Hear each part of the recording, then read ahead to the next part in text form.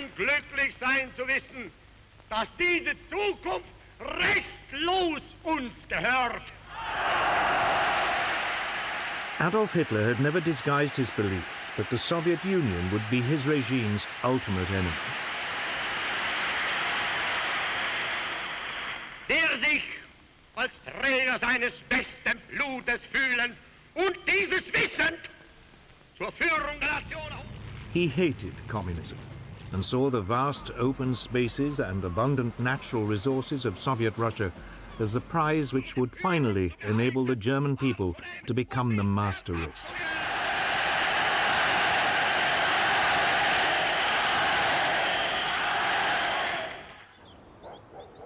Throughout the early months of 1941, as he stayed at the Berghof, his country retreat in the Bavarian Alps, Hitler planned his greatest gamble.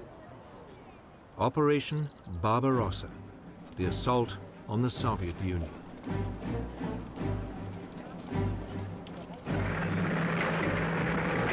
Steadily, his armies were redeployed to the east and re-equipped for what would be their greatest challenge.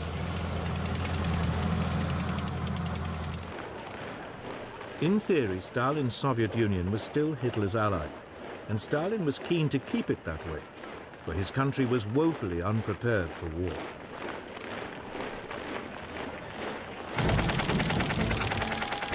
The mighty Red Army, once the largest and most technologically advanced in the world, had been devastated by Stalin's purges in the late 1930s. Some 3/4 of its senior officers had been shot or imprisoned.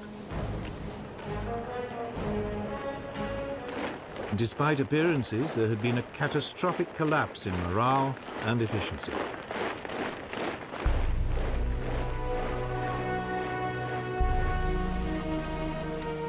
As German soldiers now flooded into neighboring Poland, Stalin, desperate to maintain the peace, gave orders that nothing should be done to offend Hitler.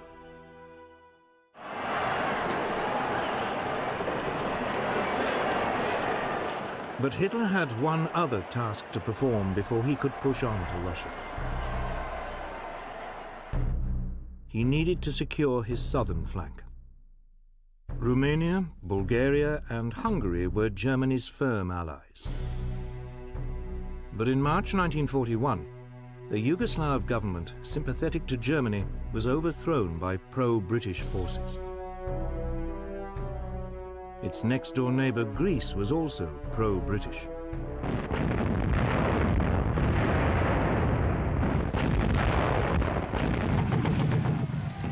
So, on April the 6th, 1941, the German army invaded the Balkans.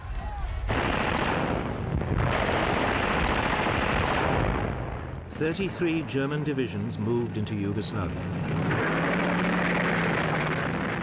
They swiftly tore its defenses apart. The capital, Belgrade, surrendered on April 12th.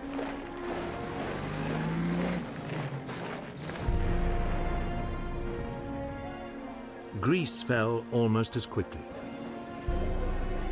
Despite British help, Athens was captured in less than 3 weeks. The way was now clear for Operation Barbarossa.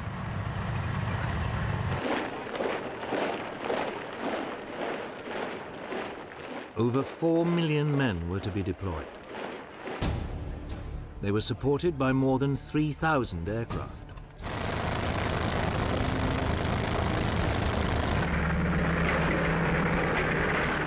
The plan called for 3 simultaneous thrusts.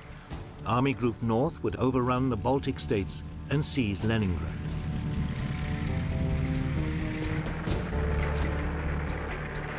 Army Group Center was to advance to Moscow.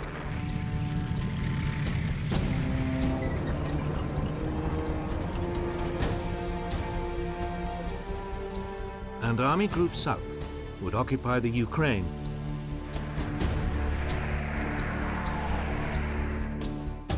Hitler's generals went silent when he showed them the plan. They were worried it was too ambitious and would spread their forces too thinly. But none dared voice their doubts.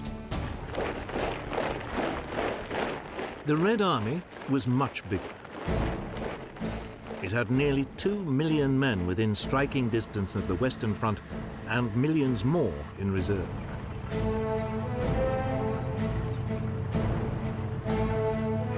The Russians also had more than 20,000 tanks, far outnumbering Germany's 6,000. They were older and less powerful, but they were still a formidable fighting force.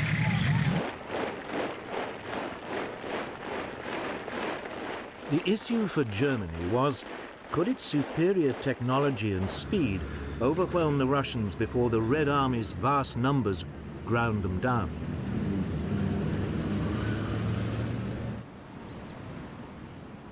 Operation Barbarossa began at 3:15 a.m. on June the 22nd, 1941.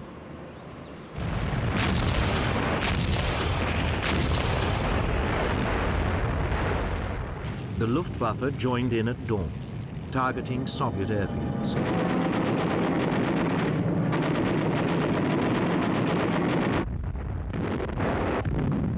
Simultaneously, the ground attack began.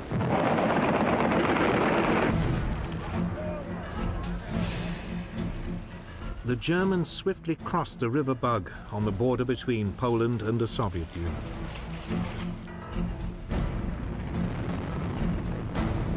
Hitler's panzers were soon thrusting deep into Soviet territory. Within 2 days, the panzers had penetrated more than 50 miles. Ill-coordinated Red Army counterattacks were swiftly brushed aside.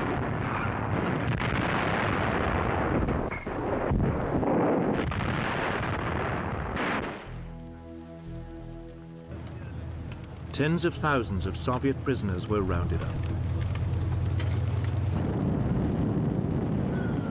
Meanwhile, the Luftwaffe had total domination of the air. The Red Army's leadership seemed paralyzed by the German onrush.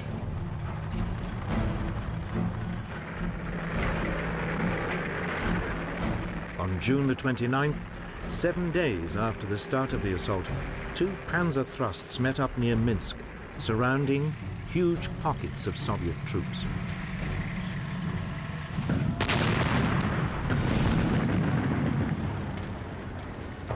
As the follow-up infantry arrived, more than 300,000 prisoners were taken.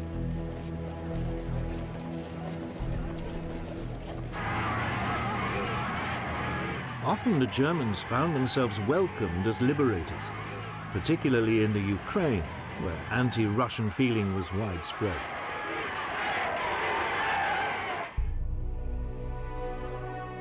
In Moscow, Stalin appeared to have suffered a near breakdown at the news of his betrayal by Hitler.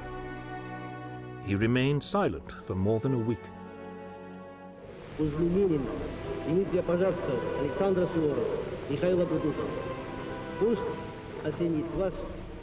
Not until July the 3rd did he appeal to his people's patriotism to save the motherland.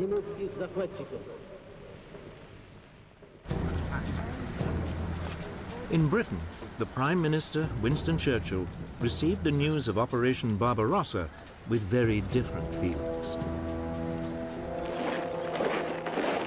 It meant the country no longer stood alone. He announced that any enemy of Nazi Germany was a friend of Britain's, no matter what the political differences in the past. He then sent a mission to Moscow to sign a treaty of mutual assistance with Soviet Foreign Minister Vyacheslav Molotov.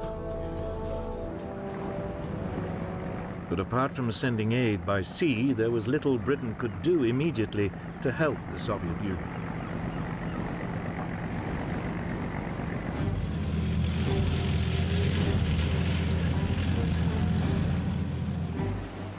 As June turned to July, the German blitzkrieg slashed deeper into Soviet territory. It was beginning to look as if nothing could stop Hitler, but he was about to make his first major strategic blunder.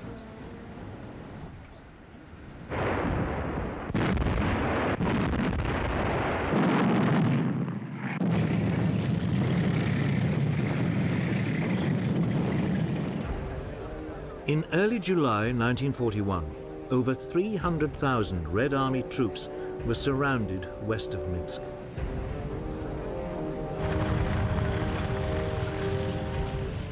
Hitler's panzer commanders, in particular General Heinz Guderian, begged to be allowed to race on. Operation Barbarossa was working like clockwork.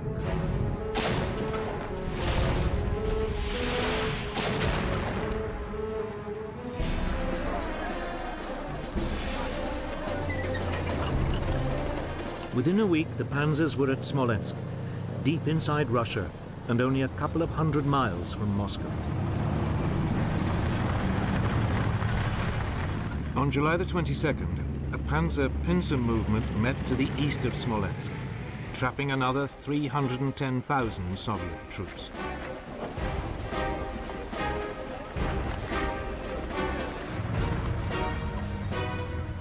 Here there was a brief pause, while the rest of the army caught up. Though the tanks could move at spectacular speed, most of the army still had to walk or rely on horse-drawn transport. But it still only took them 5 days before they arrived and began mopping up. The operation was completed in just 9 more days. Vast columns of Soviet prisoners began trudging west to captivity. Over 2.5 million never returned.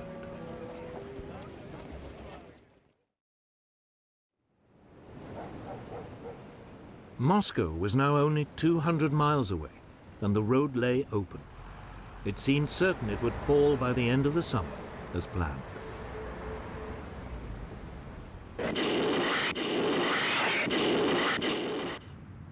But elsewhere, the German advance was finding the going more difficult.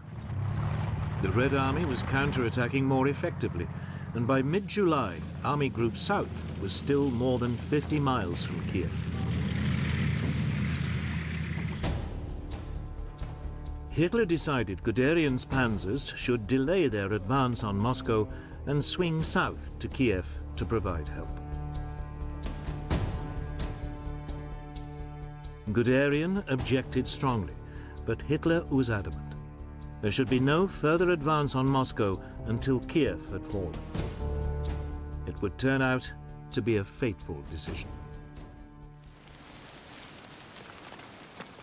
There were already worrying signs the Red Army was not going to be the pushover Hitler had been expecting. Soviet manpower seemed endless. More than 16 million troops were now mobilized. And the Red Army now had some formidable new weapons.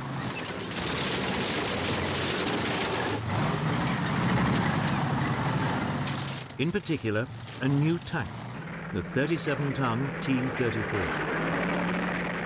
It had a 76mm gun and was faster and better cross-country than the Panzer Mark IV.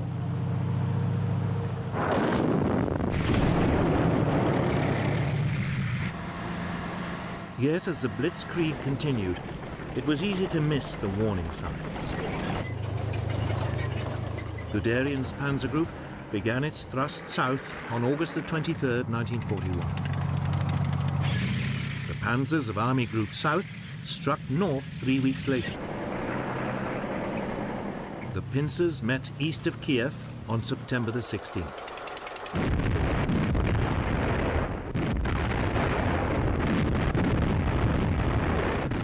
Two more Soviet armies were utterly destroyed.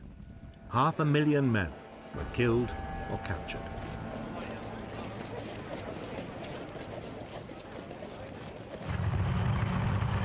On the same day, more than 1,000 miles to the north, Army Group North surrounded the city of Leningrad, today's St. Petersburg.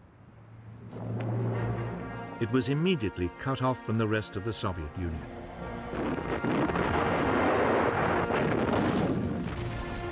The city was besieged. Hitler decided not to storm it, and the German troops settled down to starve it into surrender. Conditions in the city became dire. The only link to the rest of the Soviet Union was across Lake Ladoga to the east, but only a small amount of food could come in by water. Starvation set in. Over 11,000 people died in November.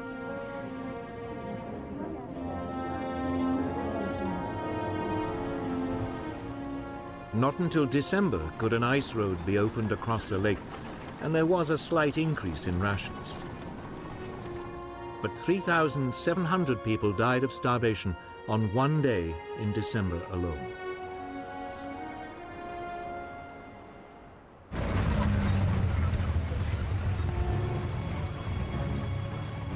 Meanwhile, Army Group Center now prepared for the final assault on Moscow. Guderian's panzers had rejoined it to lead the blitzkrieg.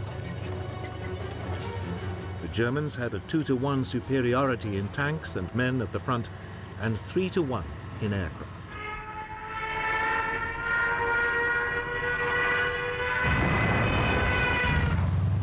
The assault started on September the 20th, 1941.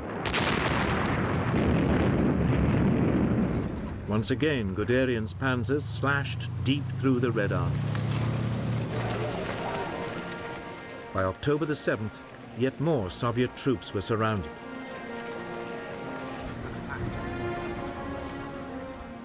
But Stalin was determined to defend Moscow to the last. He appointed Marshal Georgy Zhukov to organize the defense of the city.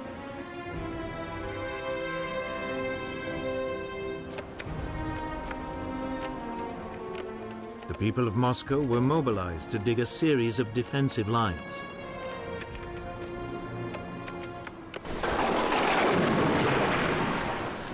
But the real obstacle to German advance would be the weather.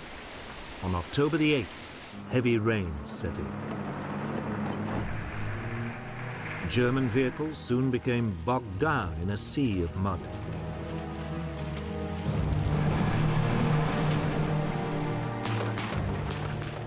By late October, appalling weather and an increasingly stubborn Soviet resistance meant Army Group Center was still some 50 miles short of Moscow. Hitler was finally paying the price for his decision earlier in the year to delay his advance on Moscow.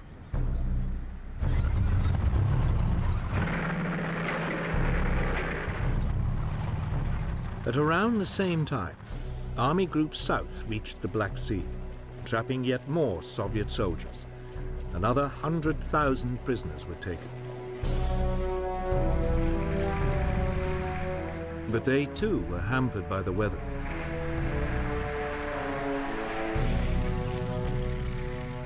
Even so, the city of Kharkov was captured on October the 24th, 1941. But the weather was now starting to freeze. The German forces, confident the campaign would be over by the summer, were caught unprepared. With no winter clothing, they now suffered terribly.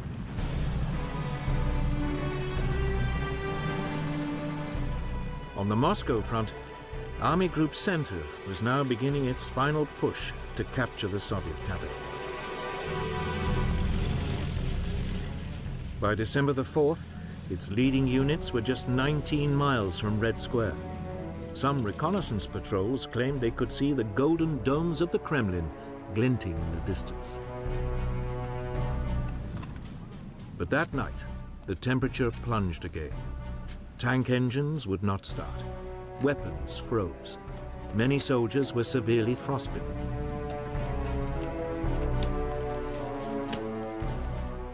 On December the 5th, the Germans halted the attack. Winter had come to the rescue of the Red Army.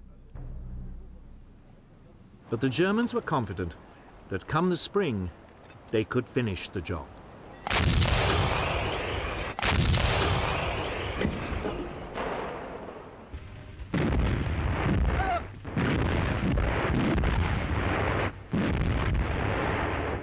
For much of autumn 1941, Stalin's armies reeled under the German onslaught. But all the while, he had another worry, that the Japanese would attack his forces in Siberia. But in November, the Soviet dictator received a message from his top spy in Japan, assuring him the Japanese had no such intention. Immediately, more than 30 divisions began moving west along the Trans-Siberian Railway to Moscow.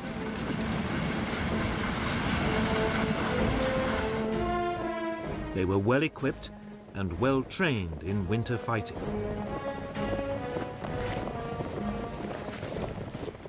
By early December, more than 500,000 extra men were in position near the capital.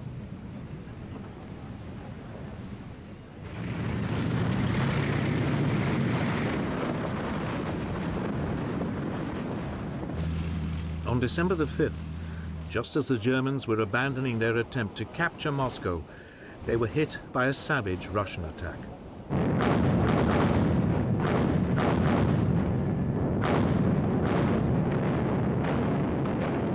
First came a massive Soviet artillery barrage.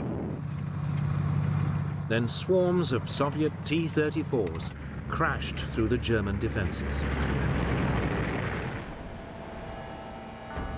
Stunned by the savagery of the attack by an enemy they had assumed was on the ropes, the Germans fell back. For the next 7 days, the Soviet troops tore into the German forces.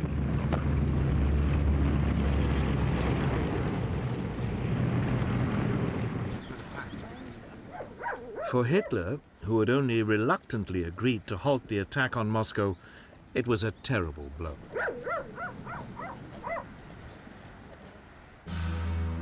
On December the 19th, he sacked his overall commander-in-chief, Field Marshal Walter von Brauchitsch, and assumed command himself. Heinz Guderian was also sacked, along with 35 other senior officers.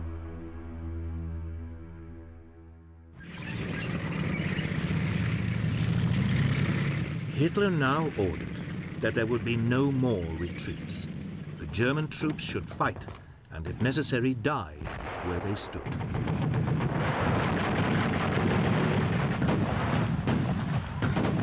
It worked. The German line gradually steadied.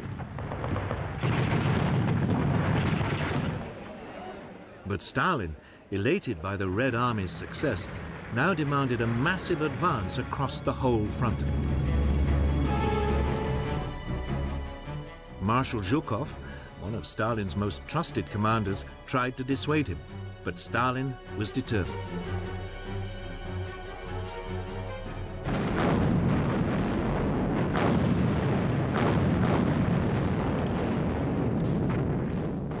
For the next 4 months, fighting swirled inconclusively around the German defensive positions. For Hitler, this was a very uncomfortable situation. He was used to, and expected, quick results. Now he was dangerously bogged down in the Soviet Union and facing an enemy that never seemed to give up.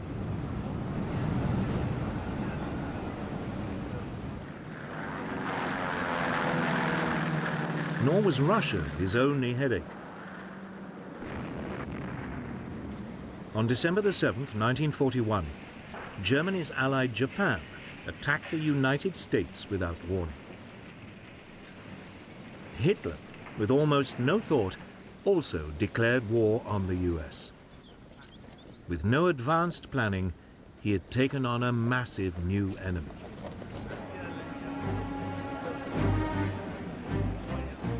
As 1941 became 1942, Hitler remained determined to go on the offensive again in Russia.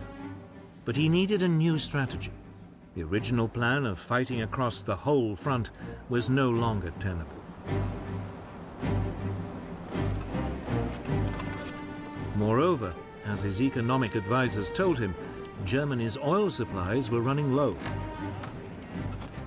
So he decided to halt the attacks in the north and instead head for Russia's oil fields in the south.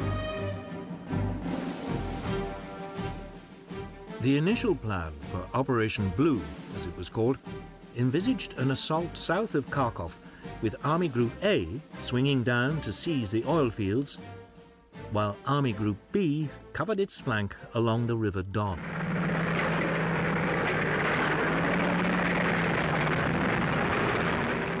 Straight away, there was a brutal encounter with Soviet forces trying to retake Kharkov.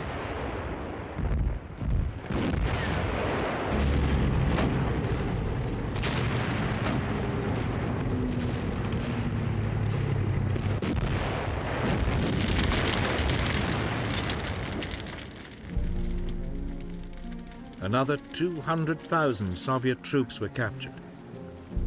70,000 were killed.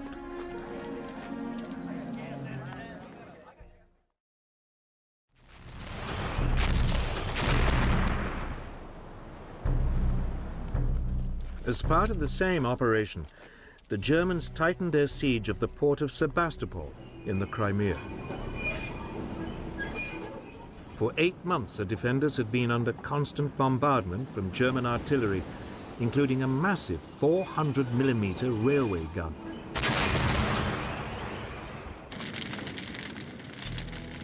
In late June 1942, Sebastopol finally fell to the Germans.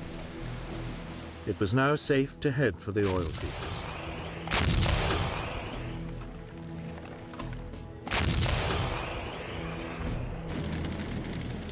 On June the 28th, the offensive began.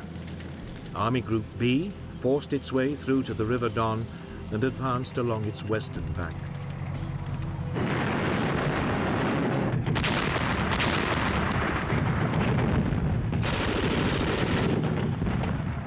Army Group A faced stronger resistance.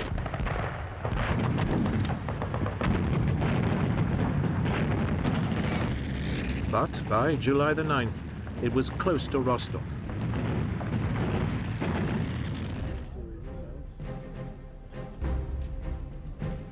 Hitler now made a series of what would turn out to be serious strategic blunders. As Army Group B made its way along the Don, the Führer ordered it to capture Stalingrad, even though the city had no immediate strategic significance. The army had suddenly been given a massive new task. 2 weeks later, Hitler compounded his misjudgment. Frustrated by the slow progress of the campaign in the Caucasus, he diverted the bulk of his panzers down to the mountains. The march on Stalingrad slowed noticeably.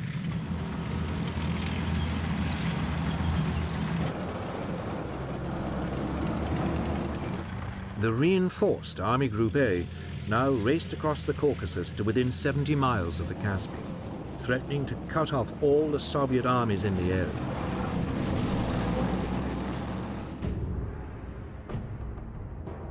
But then Hitler changed his mind again. Enraged by Army Group B's slow progress to Stalingrad, he now ordered the panzers back up north. On August the 9th, Army Group A seized the first of the southern oil fields at Maikop. It found them comprehensively trashed.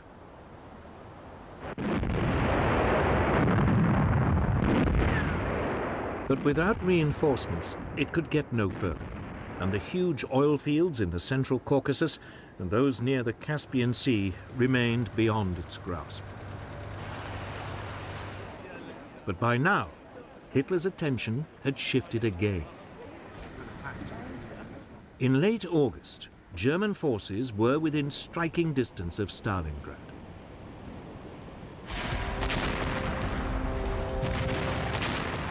The assault on the city, which bore the name of Hitler's arch-enemy, had begun. It would be one of the most crucial battles of World War II.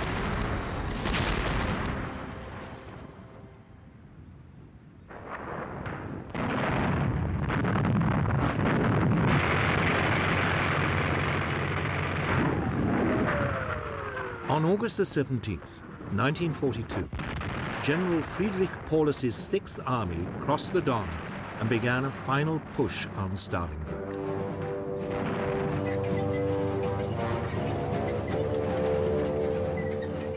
Six days later, one panzer thrust had reached the Volga River just north of the city, and German forces were fighting in the outer suburbs.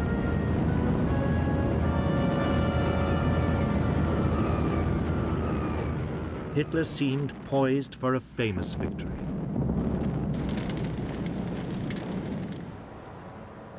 Stalingrad was an important industrial center. It straggled for more than 12 miles along the west bank of the river. Its factories produced over a quarter of the Soviet Union's tractors and trucks, as well as tanks and guns. The Russian people had turned it into a formidable fortress. They had been helped by Hitler's decision to send Army Group B's panzers to the south. This had given them another 2 weeks to prepare.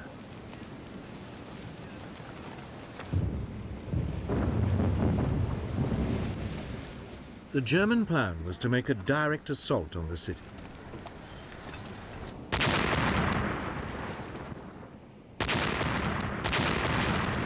Now began one of the most prolonged and intense battles of World War II.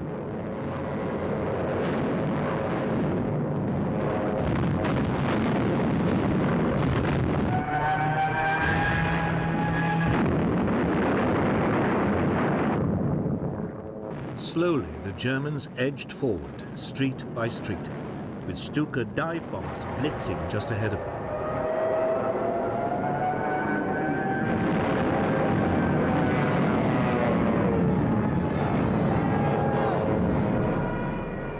The fighting was savage, house to house, room by room.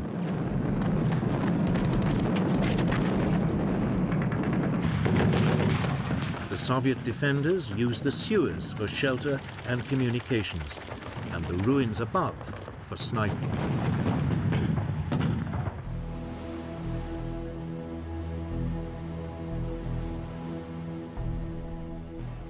Russian reinforcements had to be brought across the river.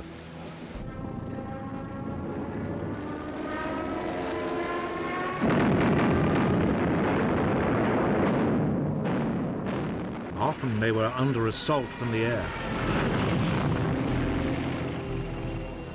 But even so, thousands got through.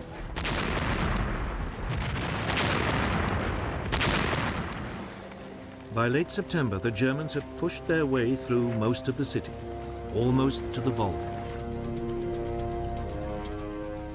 For Hitler, the capture of Stalingrad was now an obsession.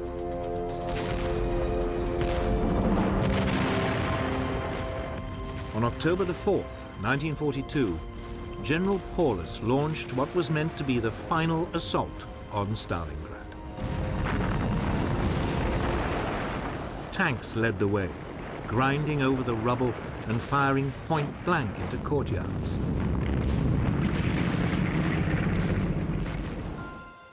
One German officer said, "The advance is measured in corpses, not meters." German victory seemed certain, but in fact, the Germans were dangerously overextended. By mid-November, the Soviet army was bringing in reinforcements. More than 1 million troops, 13,500 guns, 900 tanks, and over 1,000 aircraft were secretly moved to the battle zone.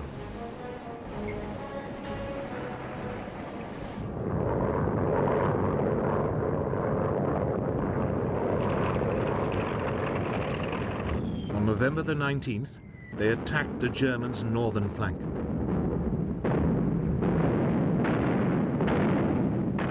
After a massive artillery barrage, the T-34s and assault infantry burst through the German positions.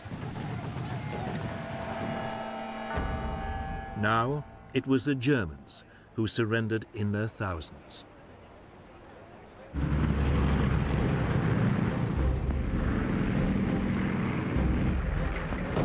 The next day, a Soviet assault in the south was equally successful.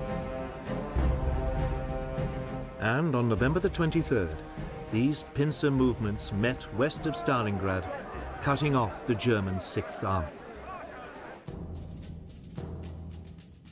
General Paulus, in charge of the German forces, could have broken out, but Hitler ordered him to stand and fight. The Führer had been assured by the Luftwaffe that sufficient supplies could be airlifted into Stalingrad. This was enough for him to announce that the German positions must hold out until relieved. To help Paulus, Field Marshal Erich von Manstein, the overall German commander in the region, launched Operation Winter Storm on December the 12th. It was an attempt by the German panzers to break the Soviet encirclement of the city.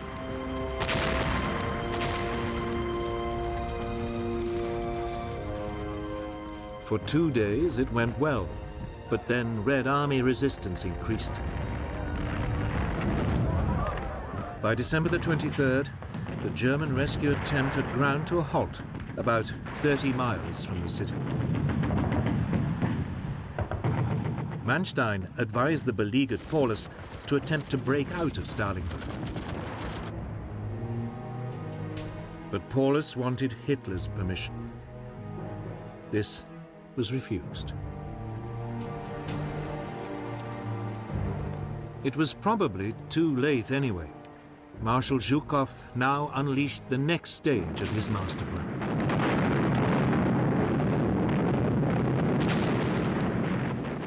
It was a massive assault on the Panzer Relief Operation.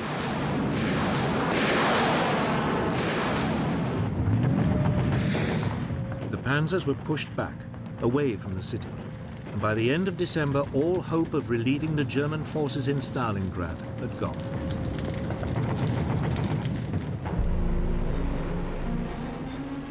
Worse still, plans to airlift aid into the city were a fiasco.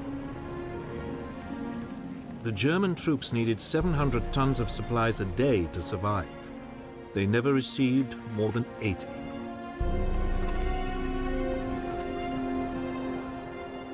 The weather was too bad, and the Red Air Force now commanded the skies.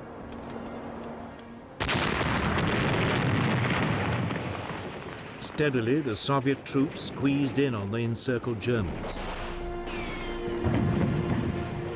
200,000 men were trapped.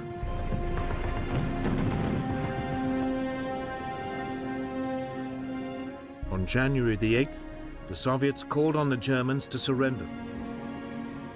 They refused.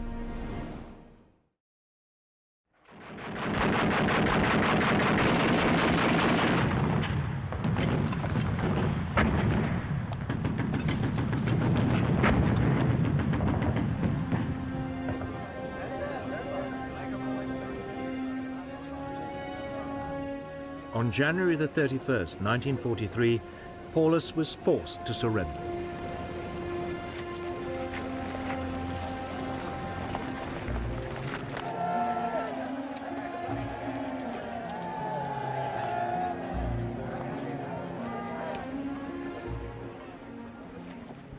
Over 100,000 men stumbled off into captivity. Only 5,000 would ever return to Germany.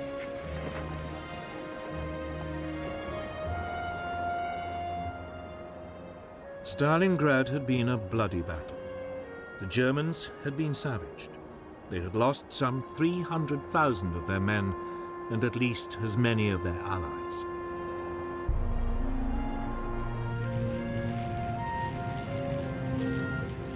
The Russians had lost about the same number, including thousands of civilians. It was Germany's greatest catastrophe in the war so far, but it wouldn't be the last.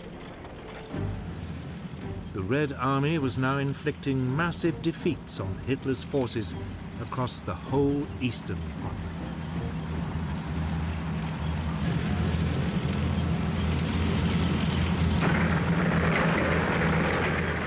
Stalingrad had been a great triumph for the Soviet army. Now its operational commander, Marshal Zhukov, set his sights on Germany's Army Group A, still camped in the Caucasus. Soviet troops thrust their way west of Stalingrad, and by early December 1942 were within 120 miles of Rostov. There was a real possibility all the German forces in the south would be cut off. With little choice, Hitler reluctantly gave Army Group A permission to fall back.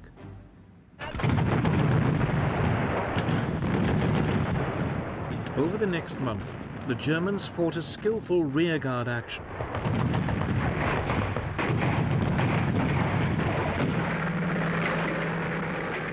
Hundreds of thousands of troops withdrew. Then, on January the 12th, 1943, Zhukov launched an all-out assault.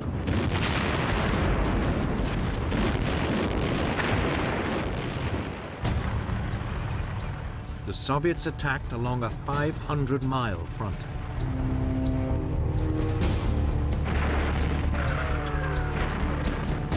Outnumbered 7-1, von Manstein, the overall commander of German forces in the region, fought a brilliant mobile retreat.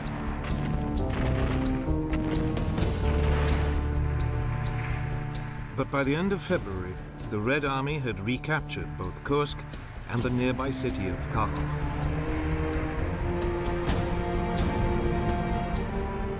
This Russian winter offensive had struck a crippling blow to German power. Over a matter of months, it had lost 1 million men and vast numbers of tanks and guns. The Red Army still had enormous reserves of manpower.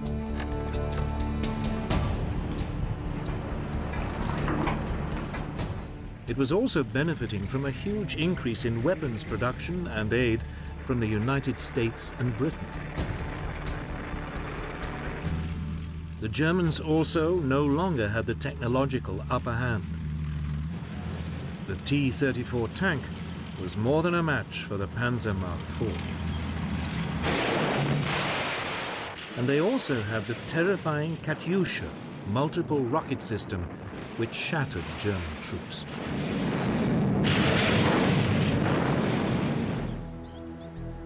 Yet Hitler refused to give up hope. He still dreamed of a preemptive summer assault that would throw the Soviet Union off balance and regain the initiative. The city of Kursk seemed the obvious place to start.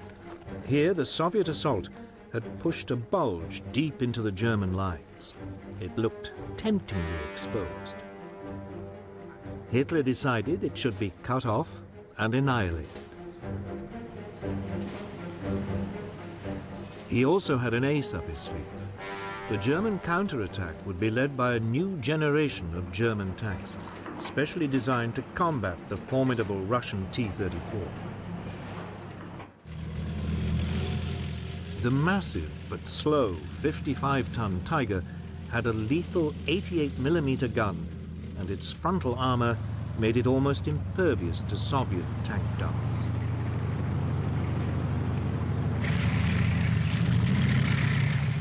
And then there was the faster 43-ton Panther with a new 75mm gun, also capable of knocking out the T-34. These tanks were so new, Hitler was forced to delay the attack whilst sufficient numbers were manufactured and delivered to the front.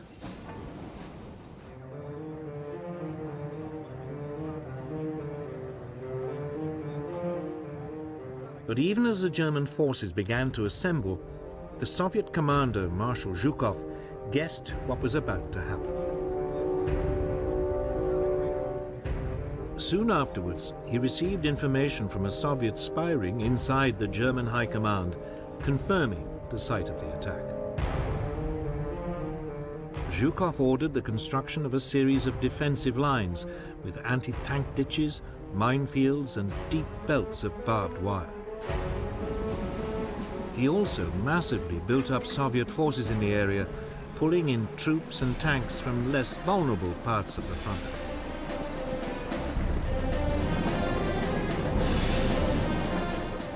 By the eve of the assault on Kursk, the Germans were hugely outnumbered by Soviet defenders, who also knew exactly when the Germans would attack.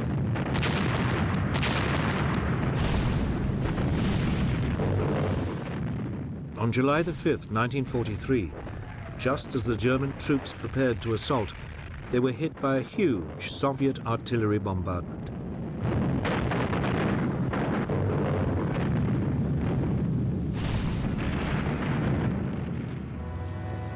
Even so, the next morning, the panzers still rolled forward. But this time, they were up against a well-entrenched enemy.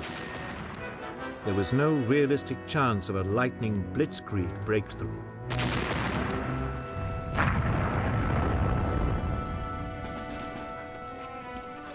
The results were disastrous.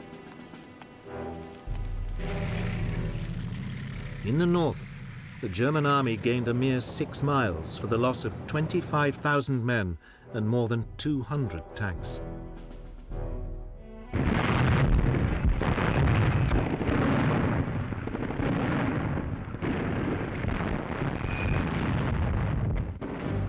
In the south, the Germans fared a little better. A wedge 25 miles deep was driven into the Soviet defenses, but it also came at a high price. 10,000 men were killed and 350 tanks destroyed.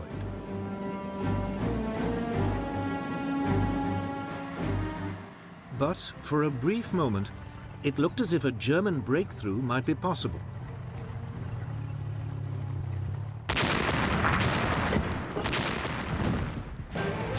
Then Zhukov threw in his reserves. On July the 12th, 1943, 900 tanks charged into the German flank.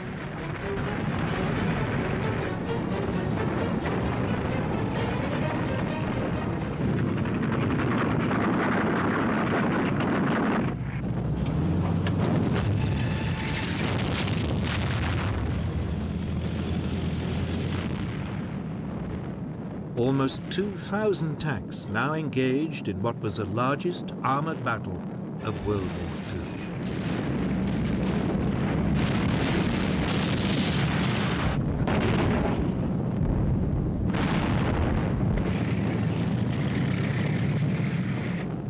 The Soviet T-34s drove into the German lines and opened fire at point-blank range.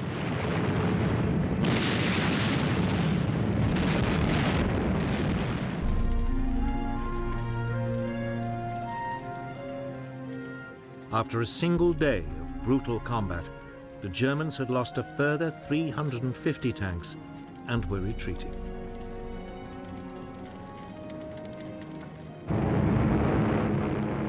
Meanwhile, overhead, there was an epic air battle. Eventually, the Soviet Air Force established supremacy over the Luftwaffe.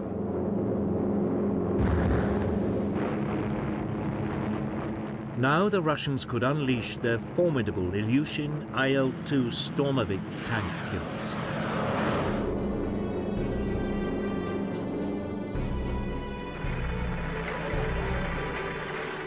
By July the 23rd, the Germans had lost any ground they had gained, and with it, the cream of their army.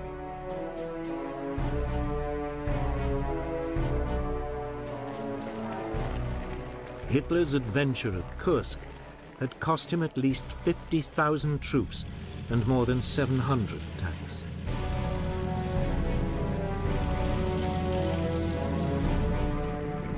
Never again would the Germans launch a major offensive on the Eastern Front.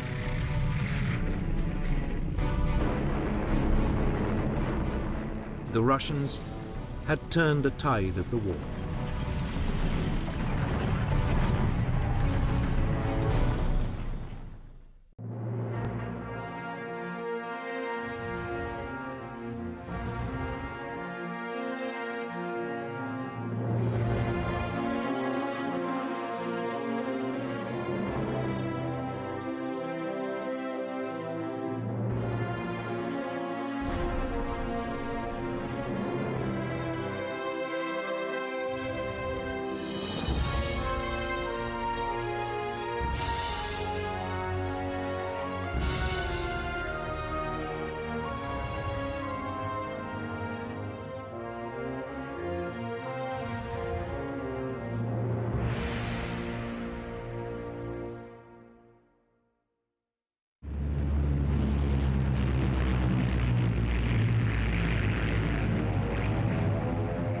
At 7:56 on the morning of December the 7th, 1941, Japanese aircraft swooped down over Hawaii. Their target? The US Pacific Fleet at anchor in its base at Pearl Harbor.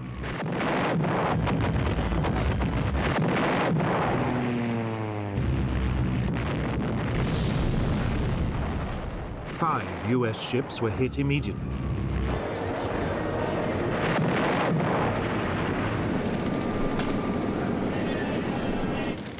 A few minutes later, more Japanese aircraft joined in.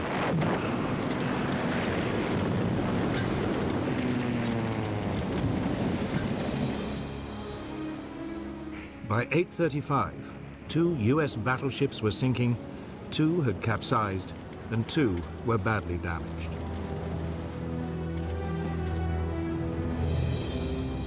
A 7th battleship, the Nevada, slipped her moorings and was heading out to sea when she too was caught and forced to beach.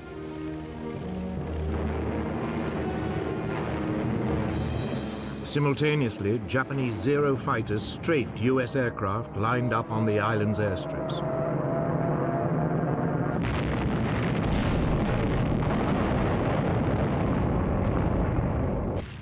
They also shot up nearby army barracks.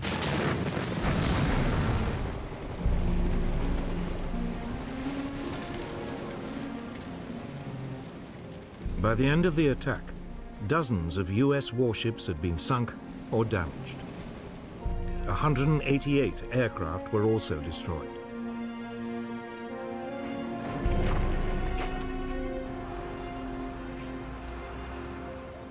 The next day, US President Franklin Roosevelt declared war on Japan.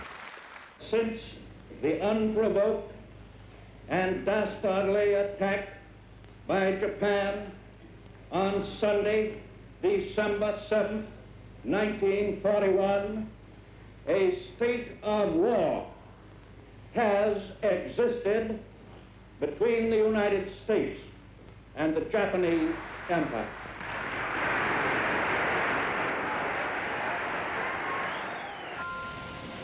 The stage was set. Could Japan knock out the United States with a swift blow before the huge might of America ground it down? It would become one of the great conflicts of World War II.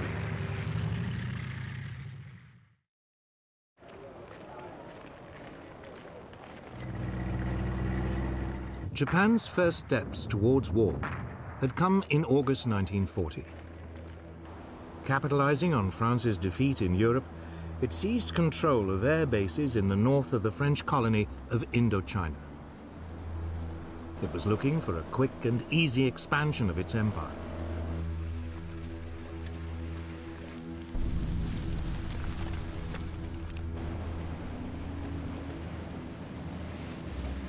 A year later, it issued an ultimatum demanding the use of all French air bases throughout Indochina. When the French hesitated, the Japanese invaded and seized control of the entire colony.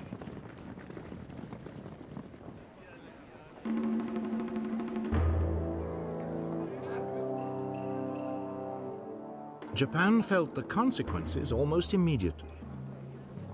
The United States froze its overseas financial assets, effectively robbing the country of its ability to buy oil. Japan faced a choice: climb down and lose face, or seize more territory and up the stakes.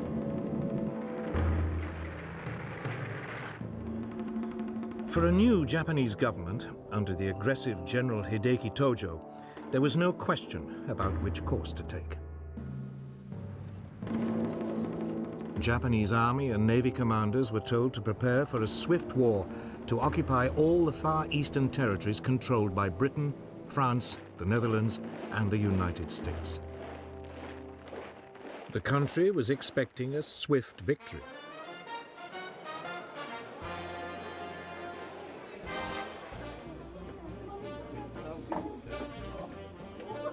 Japan saw the Americans, in particular, as a nation of pleasure lovers with no stomach for a lengthy war and heavy casualties. The Japanese military calculated that if they could destroy the US Pacific Fleet, the US would quickly sue for peace. It was now that they decided to attack Pearl Harbor. Admiral Isoroku Yamamoto, commander of the Japanese Combined Fleet, was put in charge.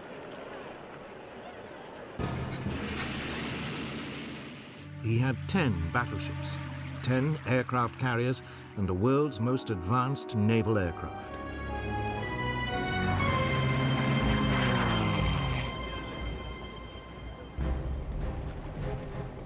Against him, the US Pacific Fleet had 8 World War I vintage battleships and 2 carriers.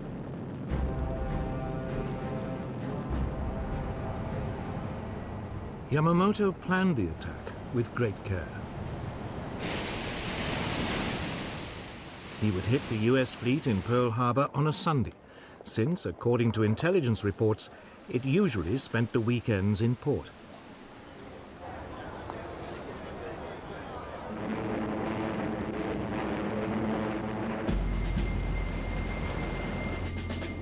In total radio silence, the Japanese strike force gathered in Tankan Bay in the northerly Kuril Islands.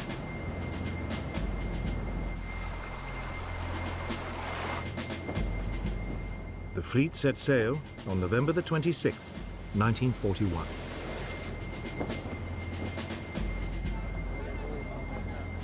Meanwhile, as a decoy, Japanese negotiators arrived in Washington to discuss a possible Japanese withdrawal from China.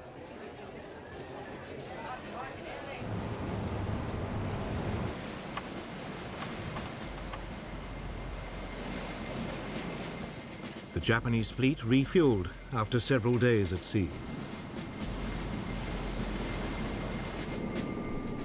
3 days later, it was off Hawaii. The Americans were still blissfully unaware that anything was wrong.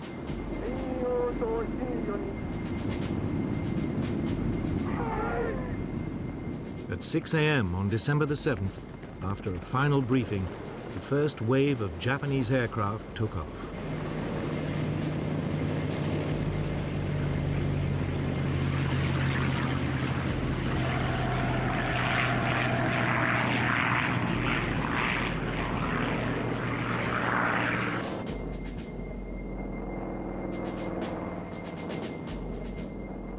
As the Japanese aircraft dived into the attack, US personnel was still just stirring on a fine Sunday morning.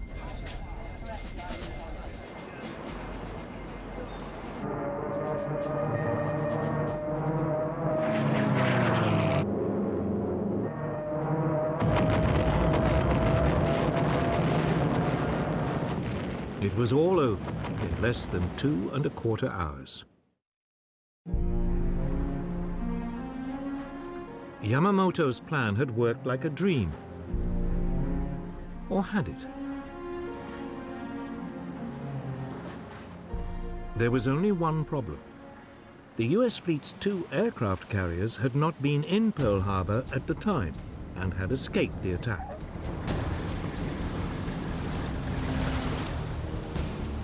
Yamamoto's main aim of crippling the US Pacific Fleet had only partially succeeded.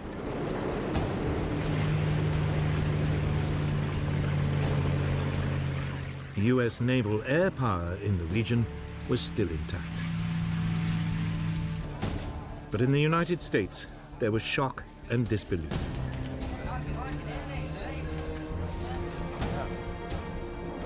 It quickly turned into a mood of fury and determination. Angry mobs attacked the Japanese embassy. Japan had disturbed the sleeping giant.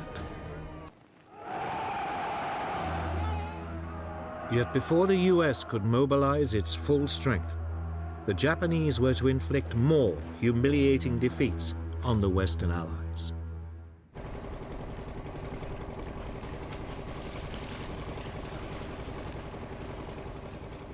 In December 1941, as America was licking its wounds after Pearl Harbor, Japan launched a series of attacks on Western colonies in Southeast Asia. It thought it had knocked out America. Now it moved against Britain and its colonies.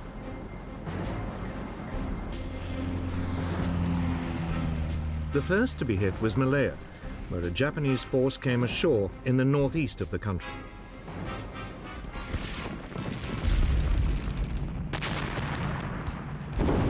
The plan was that it should make its way south down the east coast.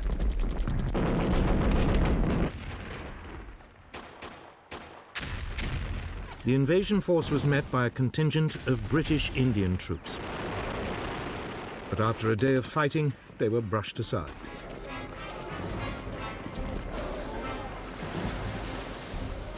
Meanwhile, further north in Thailand, a second Japanese landing was unopposed. 30,000 Japanese troops were soon making their way down the western coast of Malaya.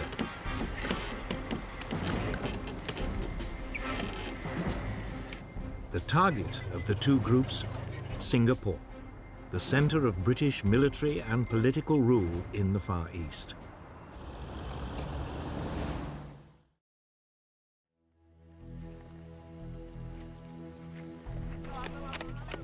Britain had turned the island into what it believed was an impregnable fortress. But all the guns pointed south, out to sea. The Japanese were approaching by land from the north.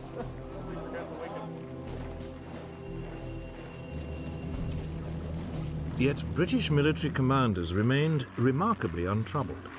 They didn't rate the Japanese as fighting men and believed the Malay jungle was, anyway, virtually impassable.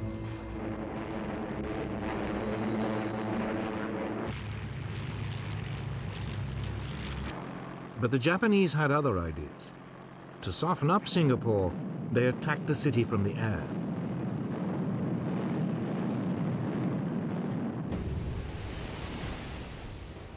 Britain sent the new battleship Prince of Wales and a battlecruiser, Repulse, to attack Japanese troop convoys. They were met by Japanese bombers.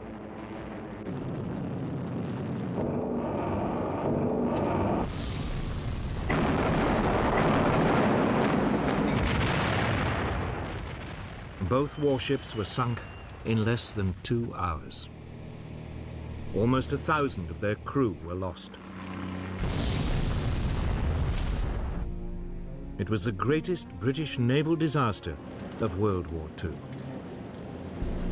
In an era of aircraft and aircraft carriers, it was now clear the battleship, for years the mainstay of the British Navy, had had its day.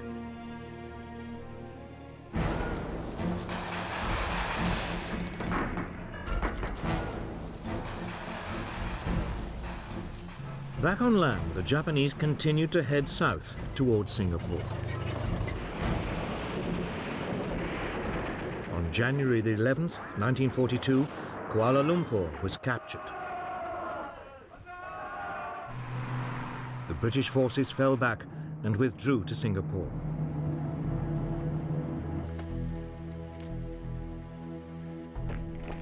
There were now about 100,000 British soldiers to defend it. They faced a force of only 30,000 Japanese.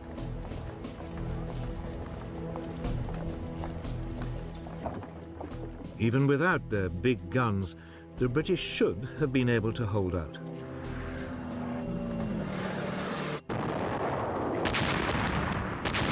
The Japanese launched an assault in early February. It was supported by more airstrikes.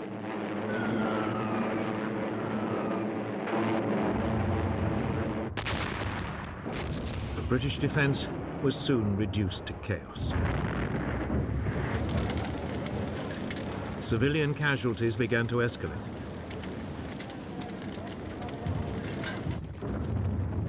Four days later, the Japanese had pushed through the last of the British defensive lines.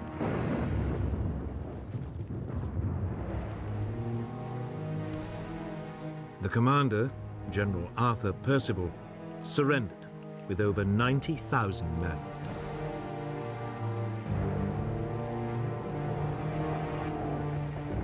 Never in the history of the British Army had a commander in charge of such a large force had to surrender, and to an enemy general whose force was outnumbered more than 3 to 1.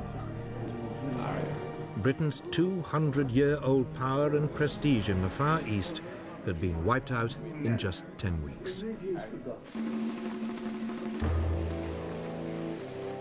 But it wasn't the only disaster.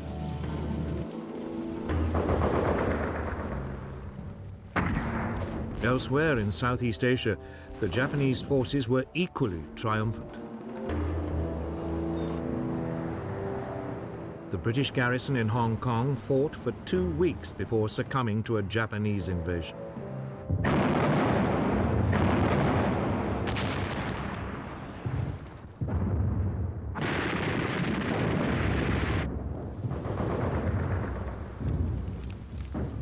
In the Philippines, America fared no better.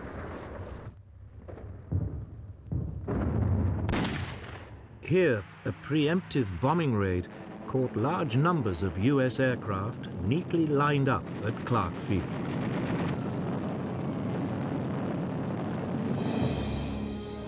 Most were destroyed.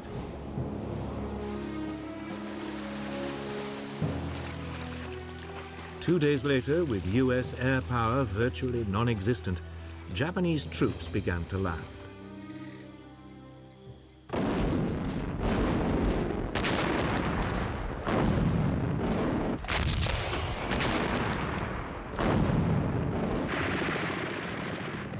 The local Philippine troops melted away.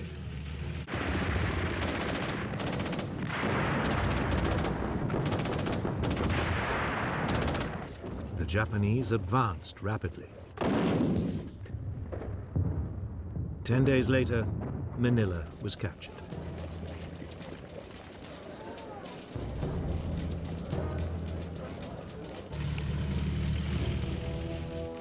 The US soldiers were forced to withdraw to the Bataan Peninsula. Here they hoped to hold out until a relief force could be sent. It never came.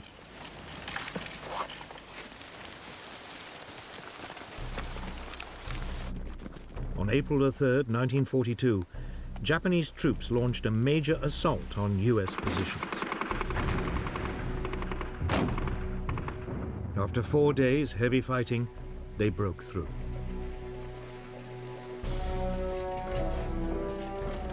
The Americans surrendered 2 days later.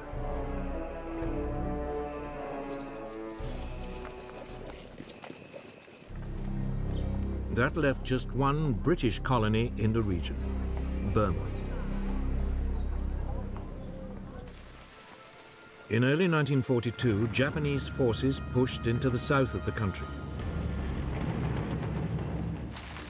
The British defenses had been utterly neglected. There were only some 15,000 men defending the country. They were no match for the Japanese.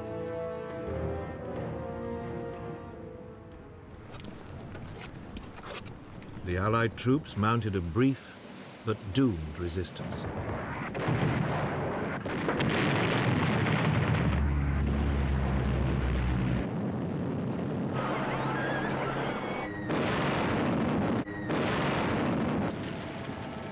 Less than 2 months after invading Burma, the Japanese had seized the capital, Rangoon. 8 weeks later, the British had been pushed entirely out of the country. In just under 6 months, the Japanese had seized control of the whole eastern rim of the Pacific. Their Oriental blitzkrieg had been swift and crushing. Yet already, there were warning signs that they were not as powerful as they appeared.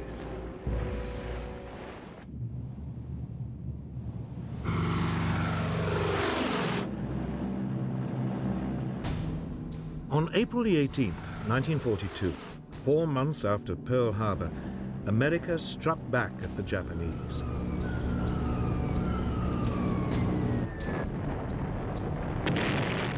US bombers flying low over Tokyo dropped bombs on the city close to the Emperor's palace. Others struck Yokohama, Kobe, and Nagoya. The raid, authorized by President Roosevelt himself, was daring in the extreme.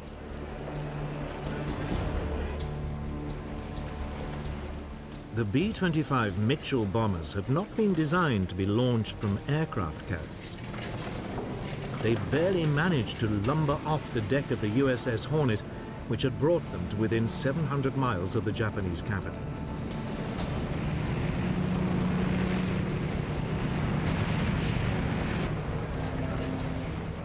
But that didn't diminish their effectiveness in the air.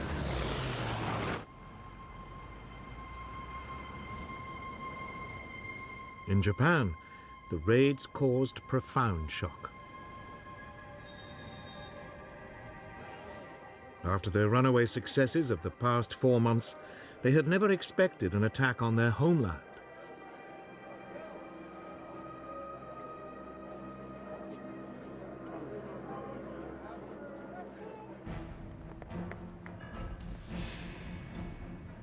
Japan's military planners now decided to extend the country's defenses. If they could seize additional strategic outposts in the Pacific, they could attack and destroy Allied forces before they even came close to the homeland.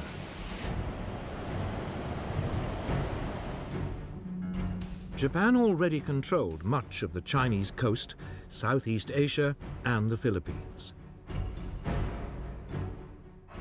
They had also seized the Dutch East Indies.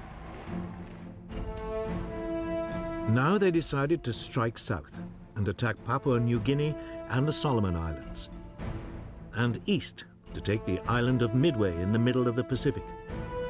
It would mean the homeland was surrounded by a string of fortified positions. Yet even as Japan was planning its move, its operations were severely compromised, though it only realized this after the war. The United States had broken its military and diplomatic codes.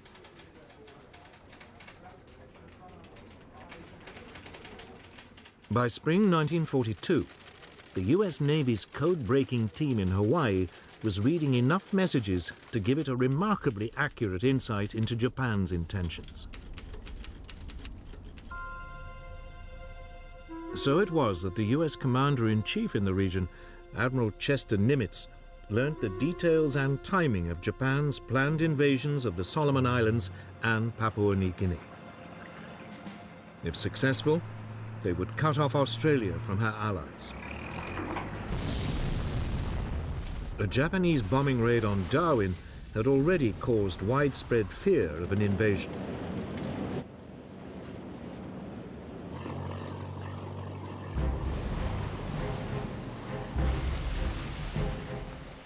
In early May 1942, the Japanese plan to widen its defensive perimeter was launched. They seized the Solomon Islands.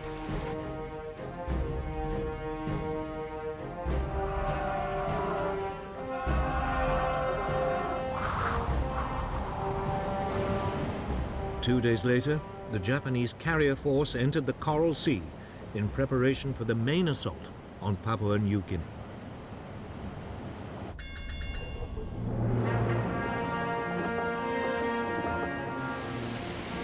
But this time, the Americans had anticipated them. Admiral Nimitz had ordered 2 US aircraft carriers and a number of smaller warships into the area.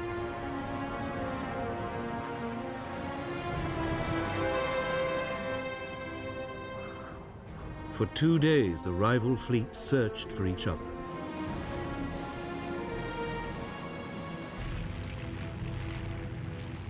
Then, on May the 7th, US aircraft located and sank the Japanese carrier Shoho.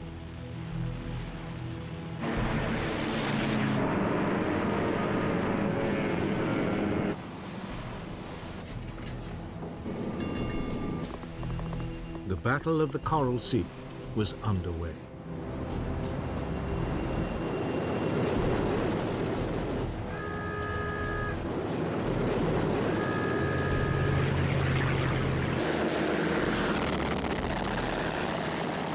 Early the following day, the Japanese responded, unleashing a hail of torpedoes and bombs.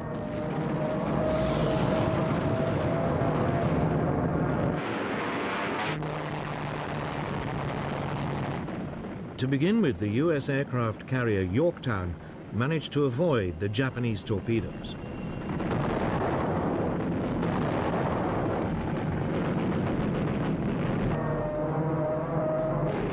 But then she took a bomb which penetrated 4 decks before exploding. 37 men were killed.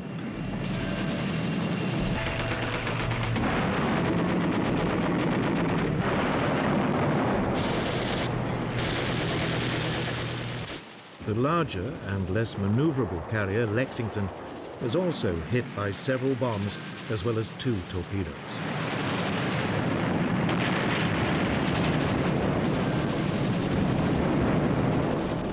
She developed a heavy list to port.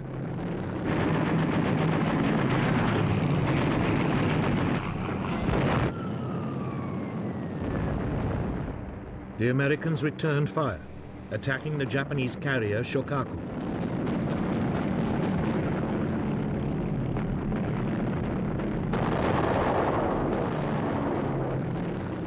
The first US raid was blunted by Japanese Zero fighters, which forced the US Douglas Devastator bombers to drop their torpedoes too far out. All the torpedoes missed.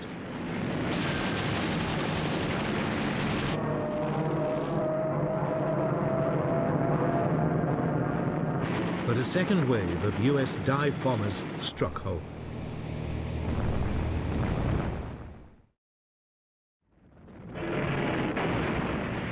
The Shokaku's deck was so badly damaged, she could no longer be used by aircraft.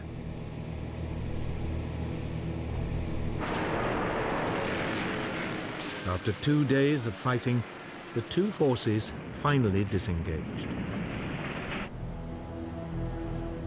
That evening, the Lexington, still afloat, suddenly erupted in a huge explosion.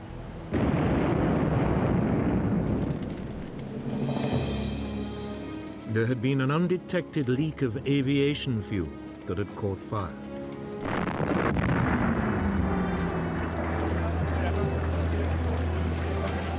Amazingly, all but 215 of the nearly 3,000 men on board were rescued. Later that evening, an American torpedo scuttled the burning hulk.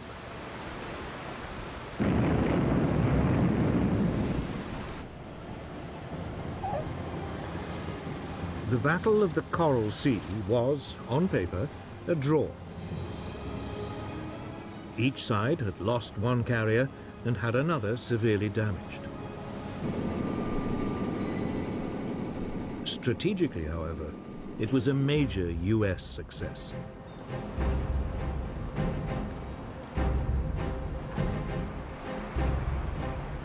It had prevented the Japanese from seizing more territory, and it had stopped them from isolating Australia.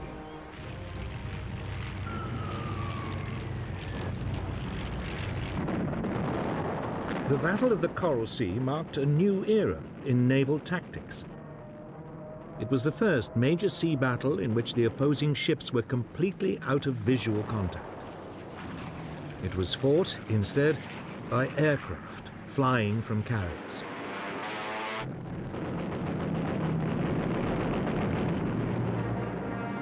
It would soon become clear which side had adapted to the new form of naval conflict more successfully.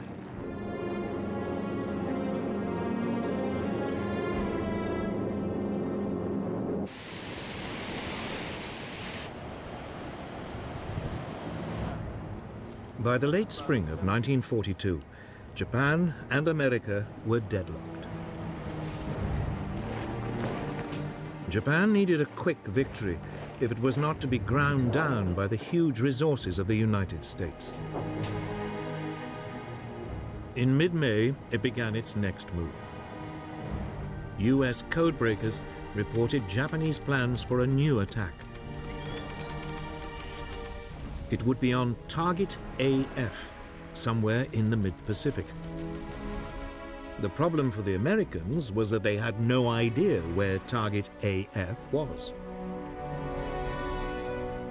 Could it be a reference to Midway Island near Hawaii? An ideal jumping-off point for another attack on the American fleet in Pearl Harbor. The code-breaking team suggested a way to find out. The US Air Base on Midway was instructed to send an uncoded message reporting problems with the island's water system.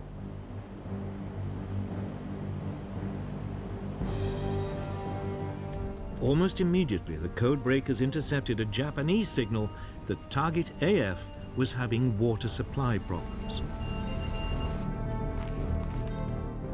Admiral Chester Nimitz now knew exactly where the enemy would strike.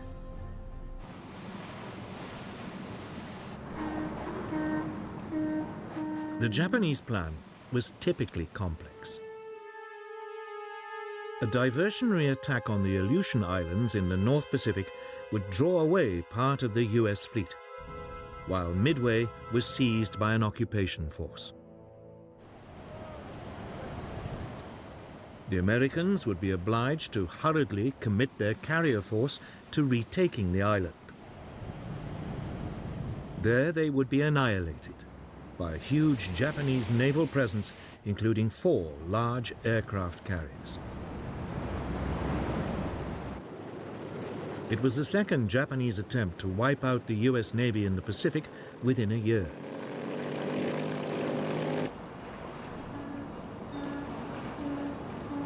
Forewarned, the American carriers left port and moved to a position where they could ambush the Japanese.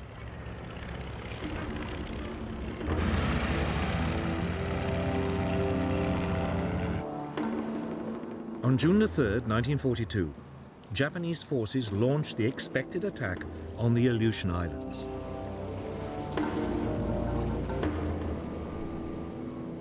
Nimitz didn't respond.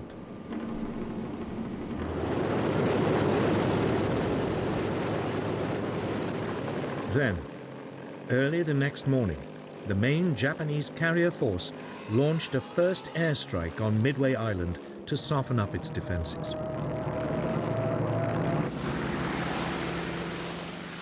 US warplanes from the island intercepted them. Most were outdated Brewster Buffaloes and were easily shot down by the more agile Japanese Zero fighters.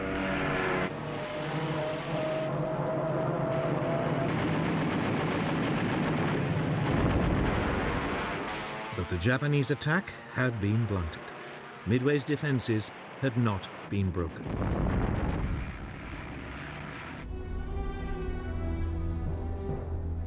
The Japanese commander, Admiral Chuiki Nagumo, faced a difficult decision.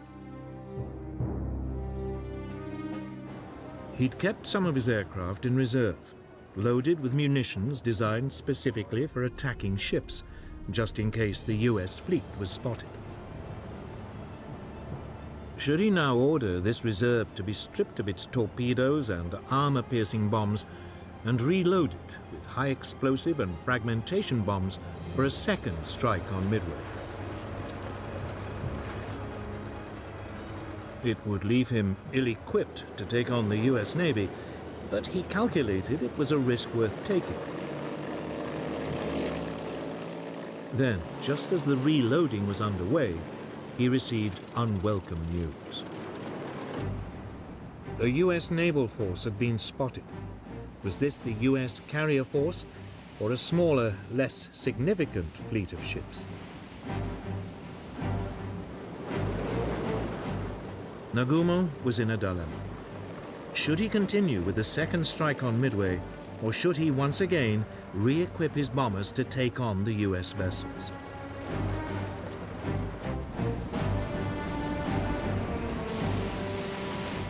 Nagumo decided to gamble. He would push ahead with the second strike on Midway. His hope was that when the bombers returned, there would still be time to rearm them to take on the US ships. Even as he weighed the odds, the Japanese carriers were attacked by US bombers.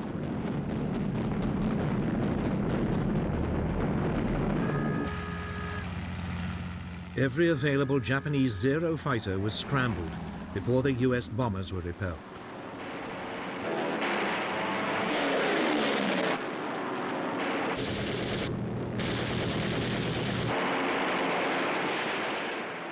Then came another report from reconnaissance planes. The US force did indeed contain aircraft carriers. Nagumo was, once again, on the spot. His aircraft were halfway through reloading, but the US carriers were a much more important target. He took a second gamble. He decided to change their weapons yet again to attack the US force. But while he did so, his ships would be sitting ducks. Almost immediately, they came under attack from low-flying US torpedo bombers. But they were old and slow and attacked without fighter support.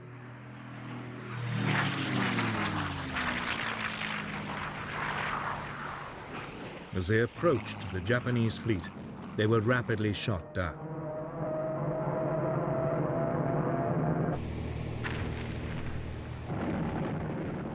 For a brief period, it looked as though Nagumo's gamble had paid off.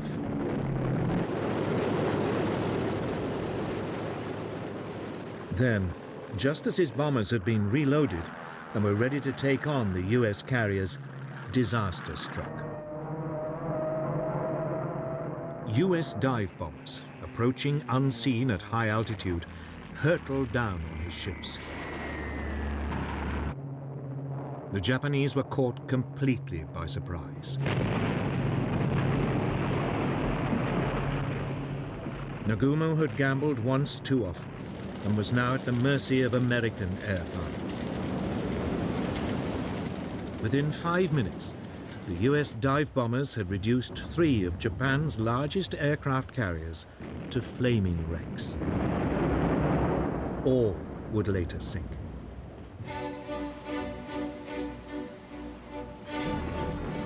The fourth carrier, the Hiryu, had been masked by a rainstorm, and that afternoon mounted a desperate counterattack.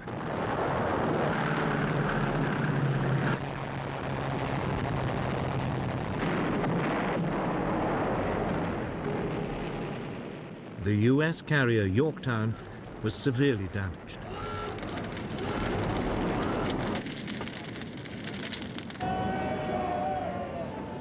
It was torpedoed by a Japanese submarine several days later. But the Japanese fight back was short-lived. Late in the afternoon that day, the Hiryu was also hit and turned into a blazing pyre. In a matter of hours, Japan's mastery of the sea had been destroyed. The attack on Midway Island had achieved nothing. But it had cost Japan its finest carriers and 332 aircraft. Well over 2,000 sailors had also died.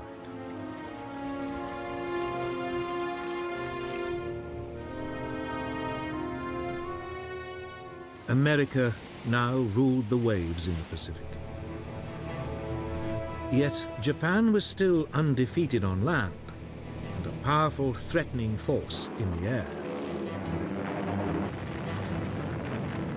In the coming months, it would try to maximize these advantages.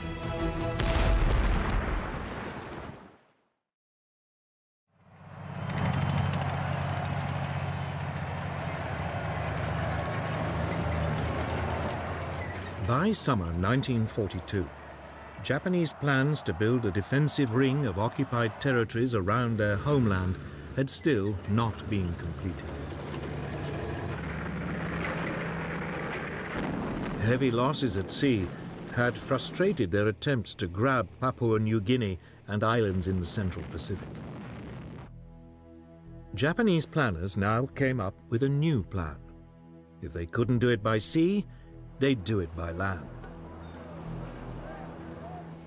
On July the 21st, a division-sized force of experienced jungle troops landed on the northern coast of Papua New Guinea. They immediately struck west to capture Port Moresby, the capital.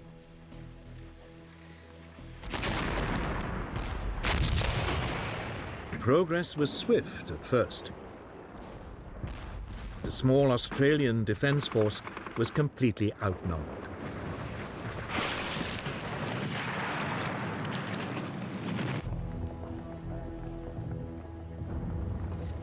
Within weeks, the Japanese had captured the main pass over the Owen Stanley Mountains.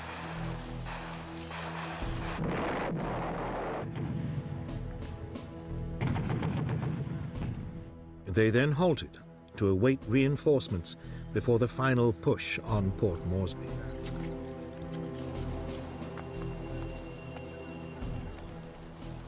The Australians also mustered new forces.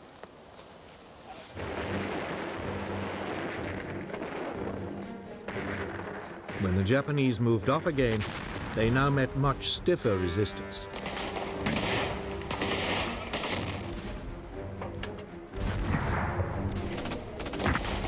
For the first time, Japanese troops were up against men who matched them for training, experience, and morale. The Australians stood their ground, and the Japanese were temporarily brought to a standstill.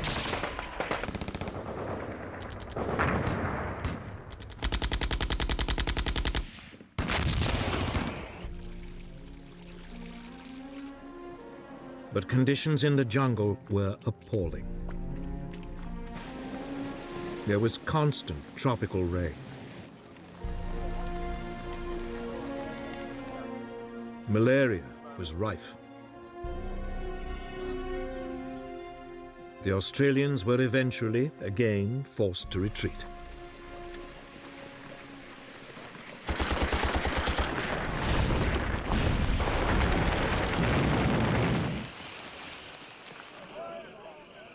After 2 months of grim fighting, the Japanese were within 30 miles of Port Moresby. Then, finally, US reinforcements arrived.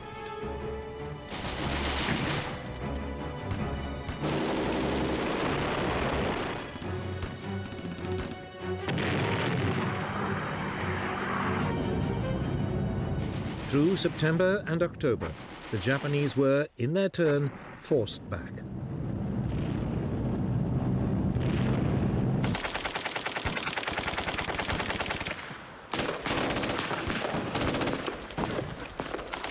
The Japanese made an heroic but suicidal stand.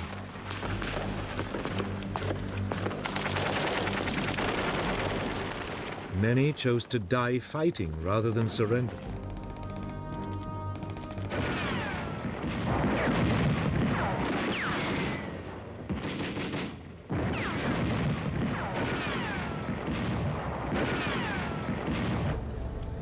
It took the Allies another 2 months before the Japanese were finally overwhelmed.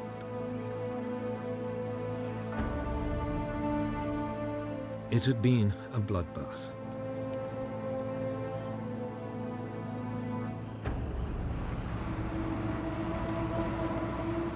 "15,000 Japanese troops had embarked on the operation. Only 3,000 got away.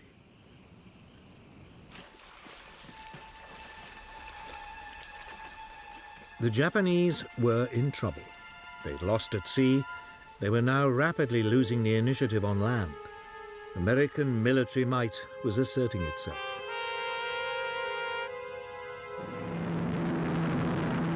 There was only one alternative left: air power.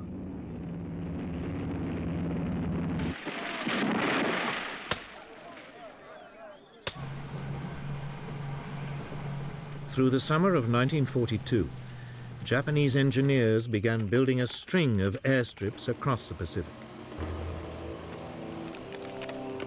One was on the island of Guadalcanal, in the southern Solomon Islands, It was particularly well situated to threaten US convoys heading for Australia. It would become the focus of an epic battle.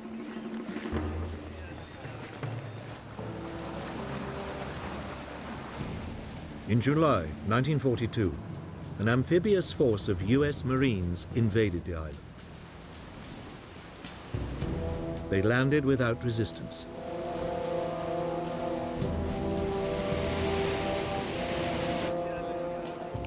The plan was to capture the half-built airstrip, complete it, and then turn it into a US base. But the Japanese were not ready to give up. That night, they sent in a naval force to land reinforcements and to attack the fleet of US ships supporting the Marines.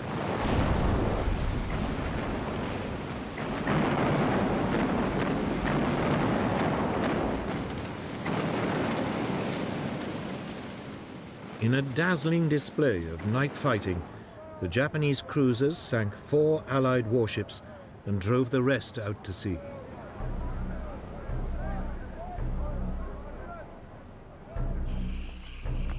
The Marines were now marooned, without supplies and without much of their equipment. They dug in around the airstrip. Despite constant bombardment, using construction machinery left behind by the Japanese, they pushed ahead with the completion of the airfield.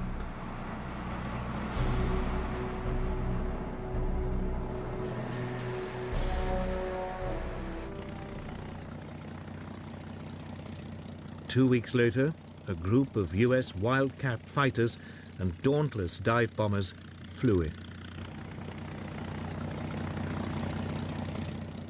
They were not a moment too soon.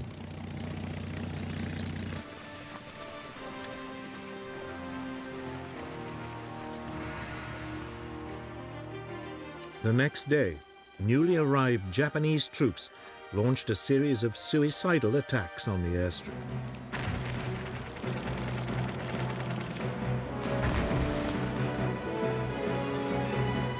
Over the following months, wave after wave of fanatical troops were thrown into the battle.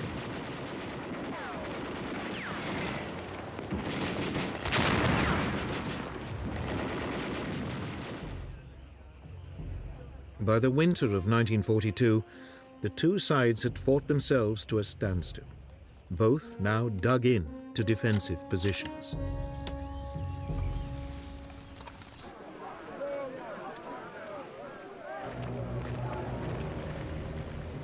Then, in December, the exhausted US Marines were replaced by fresh troops.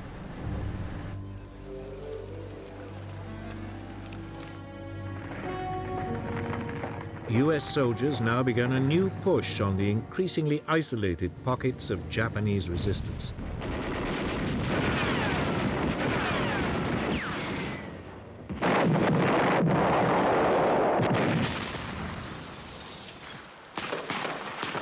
By early February 1943, the Americans had finally won control of Guadalcanal.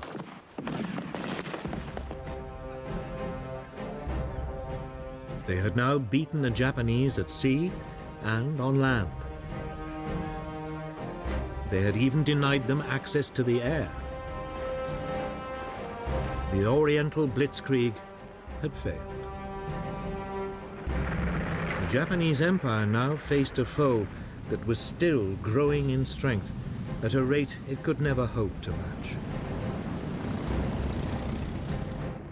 It was the beginning of a fundamental shift in the course of the war.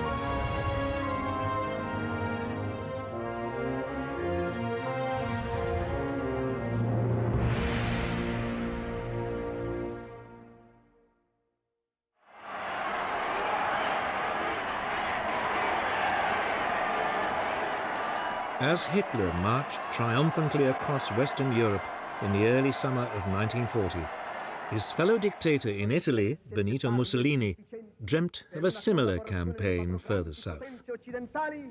Fiamma il sangue, principi che sorgono e che nascono, e I principi che declinano, la vittoria è per noi, per I primi. His dream was to build a new Roman Empire that would see Italy expand not only along the northern Mediterranean coast, but south through North Africa. He would turn the Mediterranean into Mare Nostrum, our sea.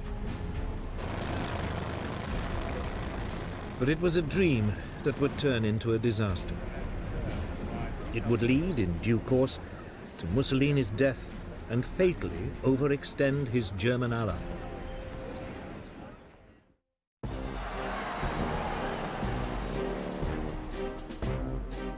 At the start of the war, Italy already controlled Libya and Abyssinia, Ethiopia today.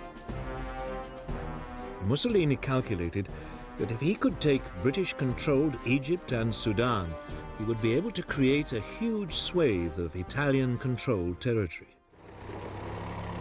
It looked like an easy campaign. Italy had 10 times more troops in the region than Britain.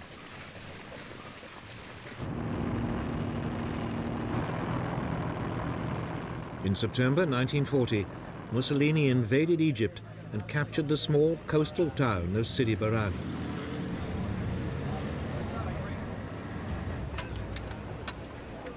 There, the Italians stopped and dug in.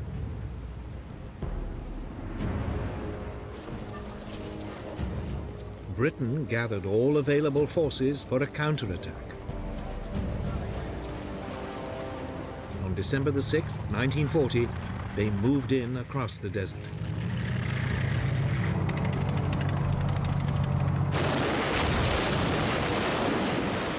Just 4 days later, they overran the Italian defenses.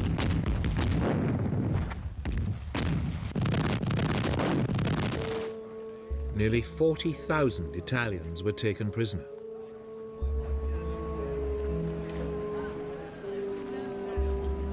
It was the first sign that the Italian army was in poor fighting shape.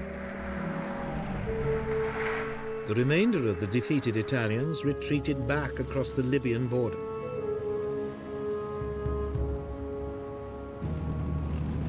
The British followed in hot pursuit.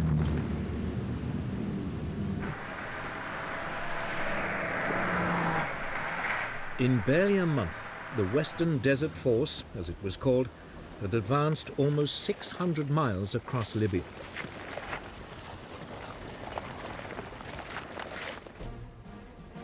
It now paused and dug in at the Libyan coastal town of El Agheila.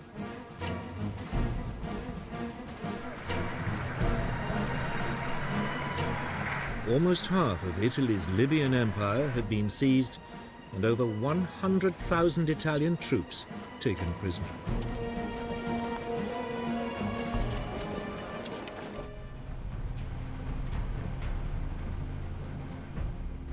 Meanwhile, to the south, British forces invaded Italian-controlled Abyssinia.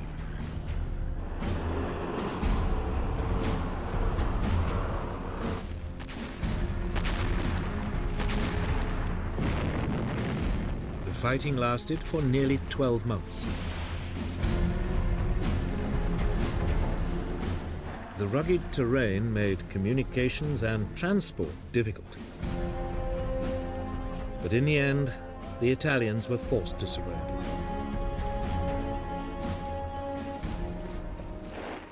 But even as Abyssinia was being secured, Mussolini's empire building was causing problems in another part of the Mediterranean.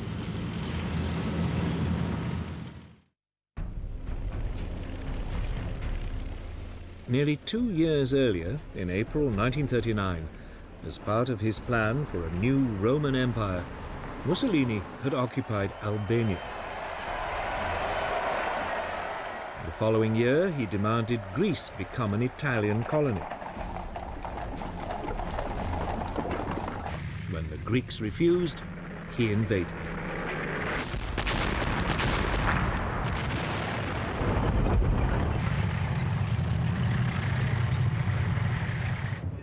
The Greeks were outnumbered more than 2 to 1, but they swiftly turned back the Italian advance.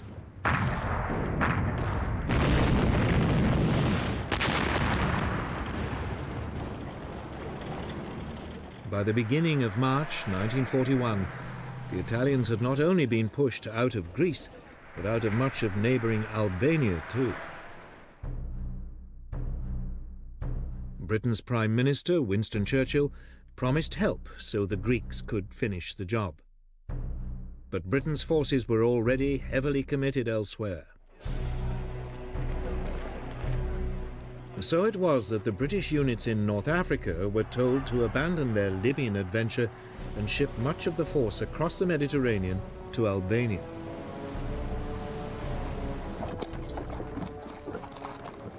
As the Italian troops were now pushed back, Mussolini's Balkan ambitions fell apart. The Italians were in deep trouble.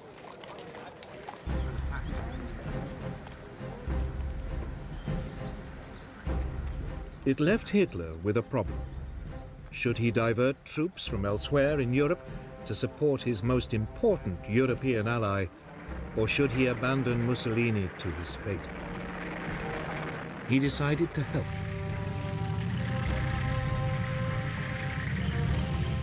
In April 1941, over 500,000 German troops swept down into Yugoslavia and Greece.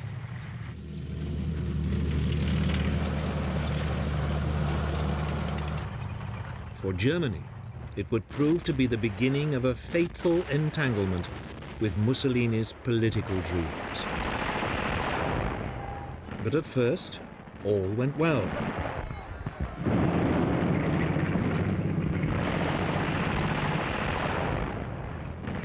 The Greeks, despite British help, were unable to hold the Germans back, and in late April, the Axis forces captured the Greek capital of Athens.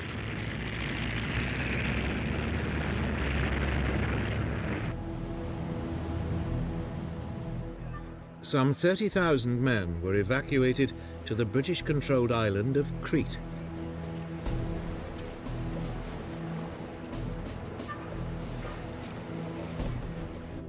Hitler decided to flush them out.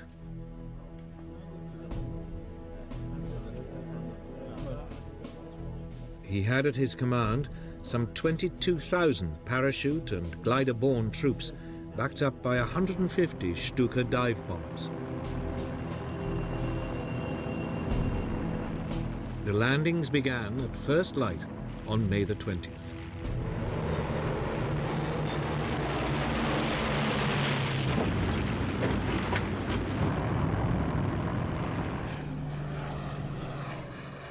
To begin with, they focused on the main airfields. The Allied forces were overstretched. There were incessant German air attacks.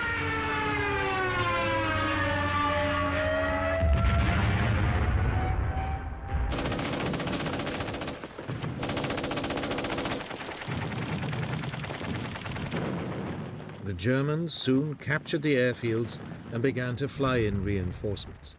The Allies were pushed back across the island.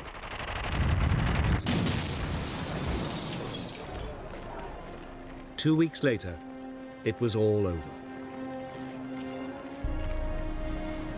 15,000 Allied troops had to be evacuated.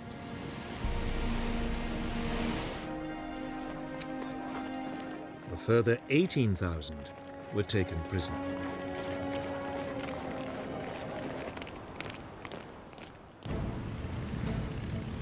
The Axis powers now controlled much of the Mediterranean and the critical supply routes to North Africa.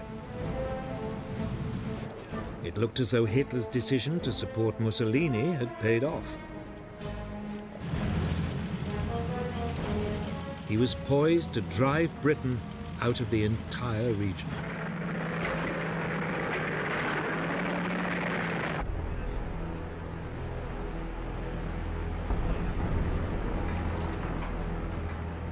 In February 1941, a junior German general arrived at the Libyan port of Tripoli. Erwin Rommel was one of the rising stars of the German army and had been chosen by Hitler as the man to rescue his Italian ally and retake North Africa for the Axis powers.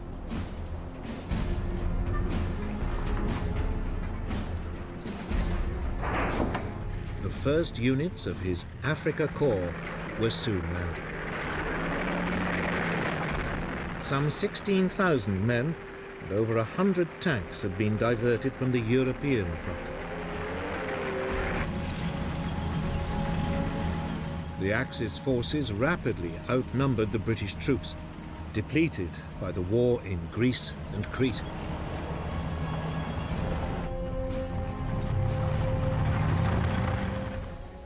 Rommel advanced towards the British positions at El Agheila and attacked.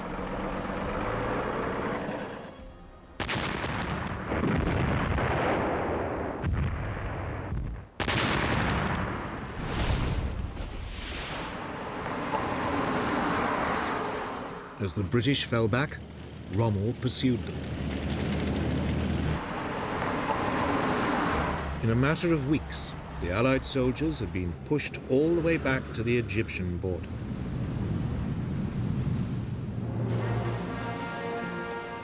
But in the retreat, a division of Australian troops had been cut off by the Germans in the Libyan port of Tobruk.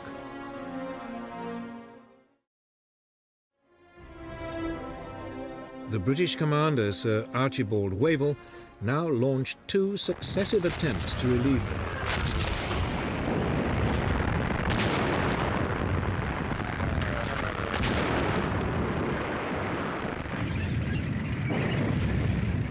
Both were fought off by Rommel's now well-encamped troops. The Germans massively outgunned the British. Their 88mm anti-aircraft guns, when used against tanks, far outranged the British. Moreover, Rommel took advantage of the wide-open landscape to drive his tanks around the British forces, outflanking them time and time again. It would become his trademark tactic. The British press, half grudgingly, half admiringly, nicknamed Rommel the Desert Fox. For Wavell, it was too much. Now exhausted, he was replaced by General Claude Auchinleck. Auchinleck came under immediate pressure to try again to relieve the Allied troops in Tobruk. But he refused until his forces had been reinforced.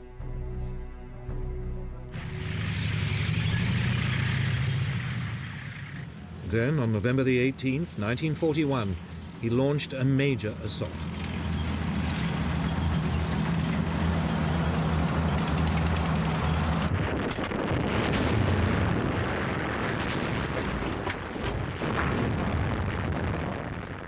Operation Crusader, as it was called, started with a lengthy armored dogfight.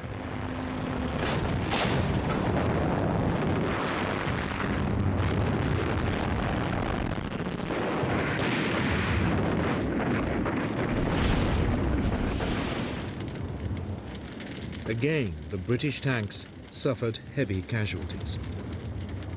But the infantry slowly moved forward.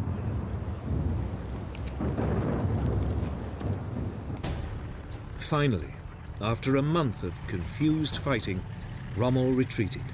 Tobruk had been relieved. The Axis units fell back along the coast, all the way to their starting point at El Agheila.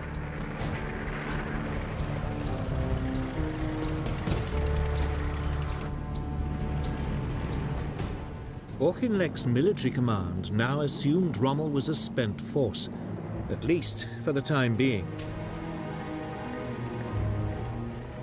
Its units were dispersed to bases along the coast, for a badly needed refit.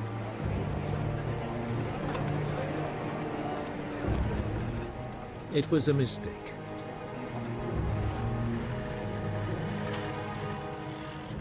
Two months later, in January 1942, Rommel's Afrika Korps was back on the attack.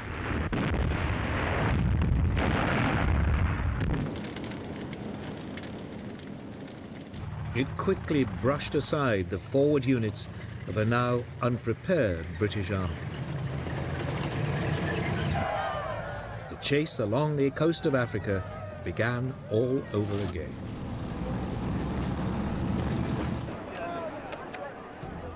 The Allies fell back towards a new defensive line just west of Tobruk.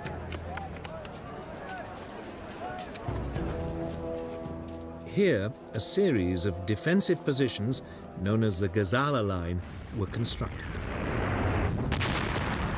Rommel attacked it at the end of May 1942.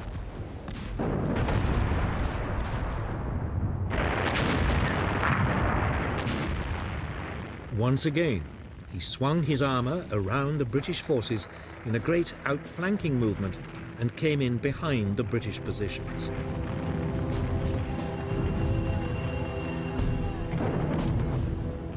But this time the British were prepared for it and tried in turn to outflank Rommel.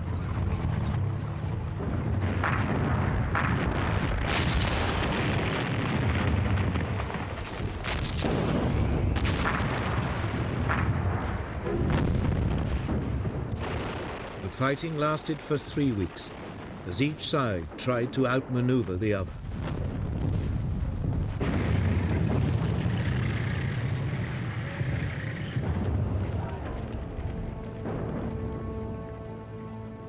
Eventually, the British were forced to retreat.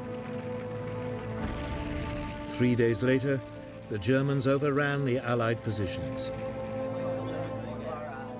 Rommel pressed home his advantage.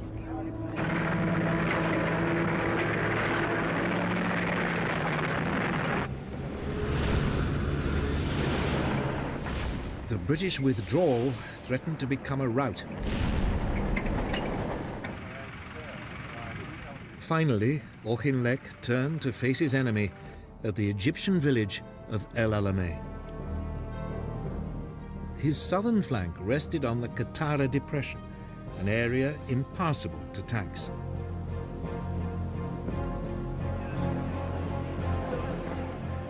On July the 1st, 1942, Rommel attacked again.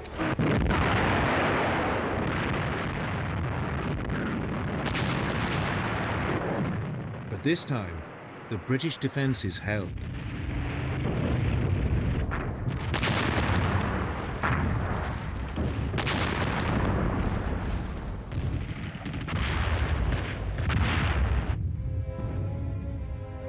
Rommel, with his supply lines stretched and now seriously short of fuel, was forced to give up.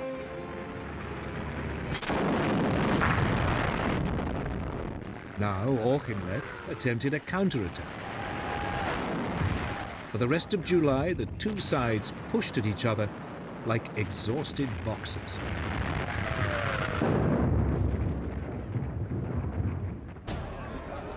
Churchill was furious at the lack of British progress and now visited Egypt.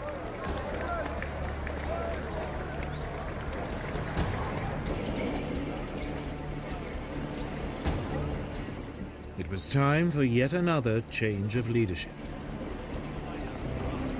Auchinleck was replaced by not one, but two generals. General Harold Alexander as Commander-in-Chief near East, and General Bernard Montgomery as commander of 8th Army.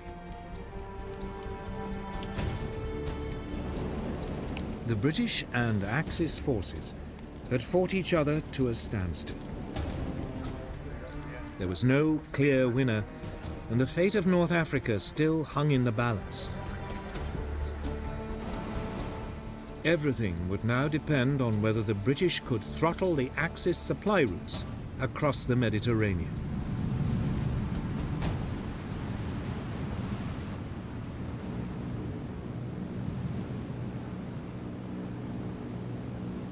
For the first months of World War II, the Allies had enjoyed unchallenged control of the Mediterranean Sea.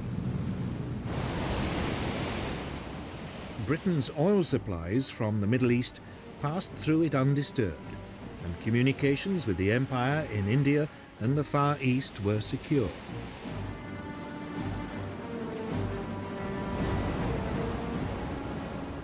Italy's entry into the war changed all that. Its naval fleet was modern and well equipped. The Italians now concentrated their fire on the strategically crucial British-controlled island of Malta. The island was an important refueling base for British submarines and aircraft in the eastern Mediterranean. It had become the center for Royal Navy attacks on Italian and German supply convoys to North Africa.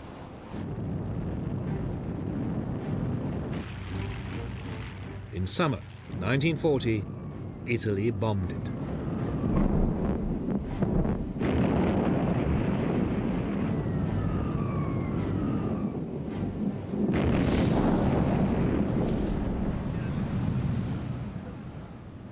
It was the beginning of a 2-year assault, which would inflict terrible suffering on the island's population.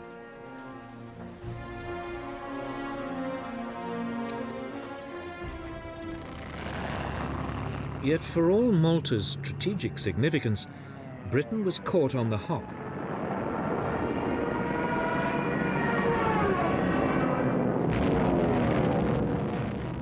There were no fighter aircraft on the island to beat off the attacks.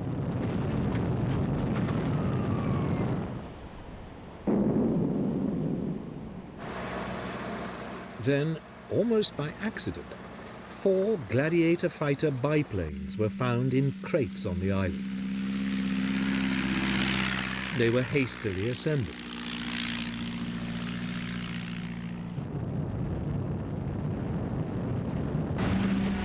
The aircraft put up a fierce resistance. For 3 weeks, the fate of Malta remained uncertain.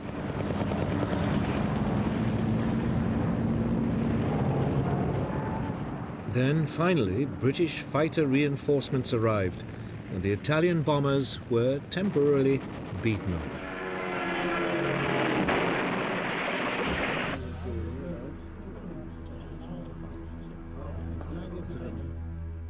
But it was now obvious to the British that they had to do something if they were to keep a toehold in the region.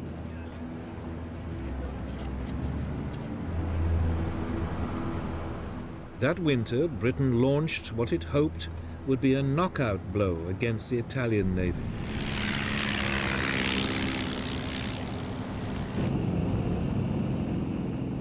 On the evening of November the 11th, 21 Swordfish torpedo bombers lifted off an aircraft carrier.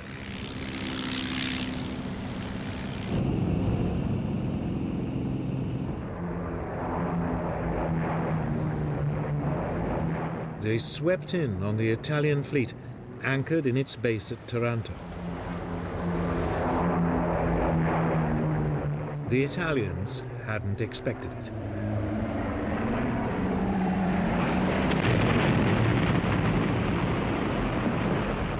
Three of Italy's 6 battleships were crippled.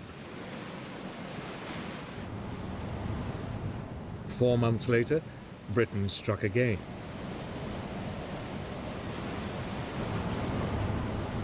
The Italian fleet was again caught off guard off the coast of Greece.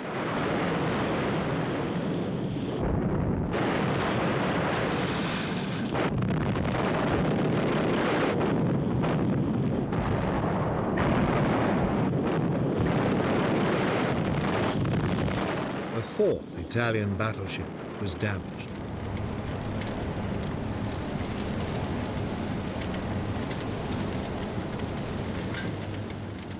Mussolini's challenge to the British Navy was finished.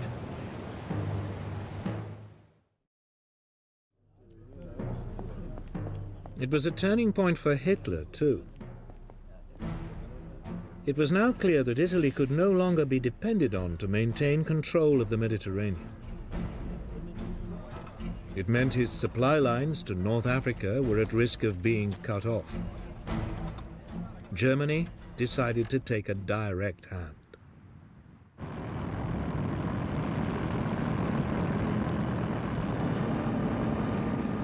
In early 1941, the Luftwaffe bombed Malta.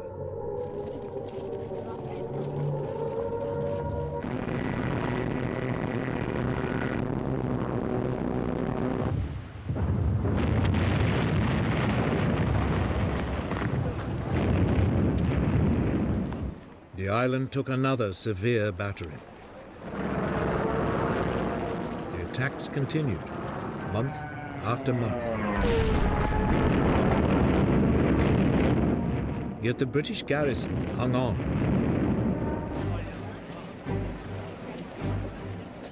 During an interlude in the German bombardment in autumn 1941, it even managed to step up its attacks on the Axis supply convoys to North Africa.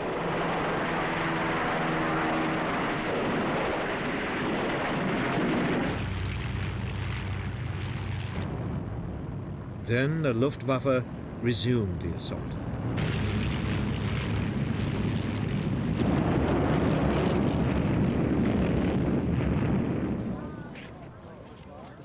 But despite the battering, the people of Malta held on.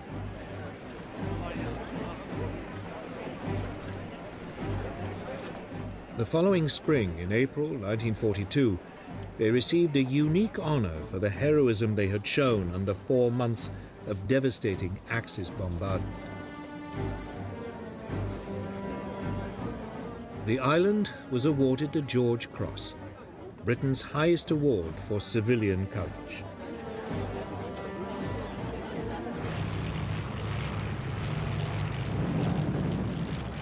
But by the summer of 1942, Malta was running short of supplies and ammunition. In mid-June, the British Navy sent convoys from Gibraltar and Egypt to relieve it.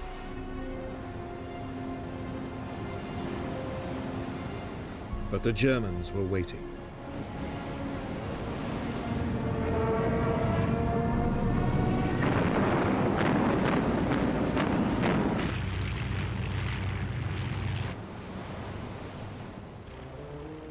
Just 2 of the 17 ships got through. The situation on the island was getting desperate. It was time for some decisive action. In August, Britain launched Operation Pedestal, the biggest convoy ever sent to Malta. 14 merchant ships entered the Mediterranean through the Straits of Gibraltar. They were accompanied by a large naval escort.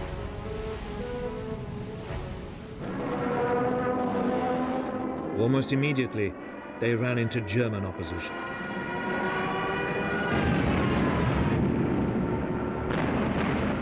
For 3 days, there was a ferocious sea battle as Axis submarines and aircraft attempted to stop and sink the convoy.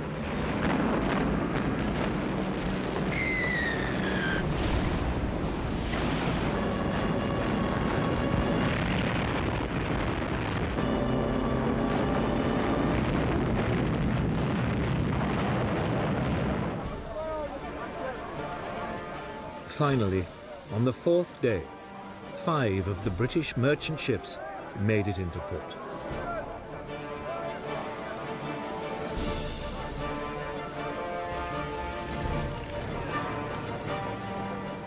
They brought with them just enough supplies to keep the island going. Malta had been rescued. It meant the Allies could continue to harass the Axis supply lines to North Africa.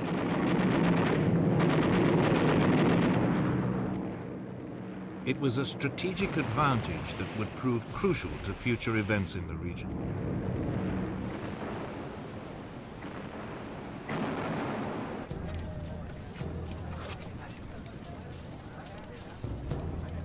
In North Africa, Churchill's orders to his new team, Generals Alexander and Montgomery, were simple.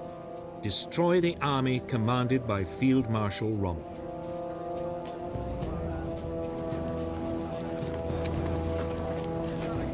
Almost immediately they were informed by the team that had broken Germany's Enigma code that Rommel was preparing to attack them.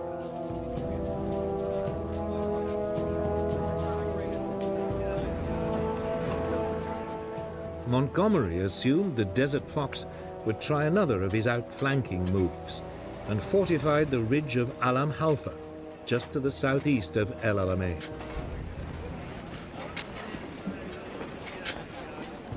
It was, he hoped, the rock on which the Axis forces would be broken.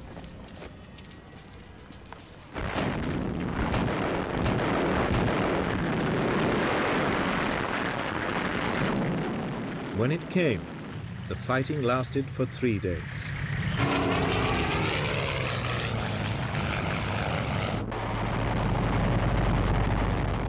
This time, Allied ground forces were helped by air power.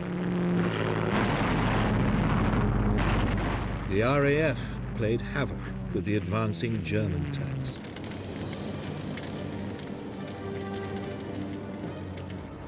Rommel was forced to give up, and, short of fuel again, he pulled back.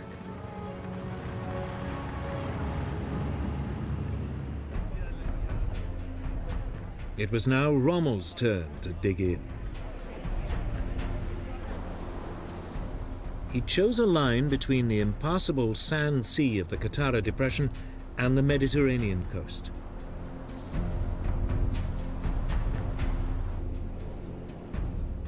Great belts of minefields were covered by artillery.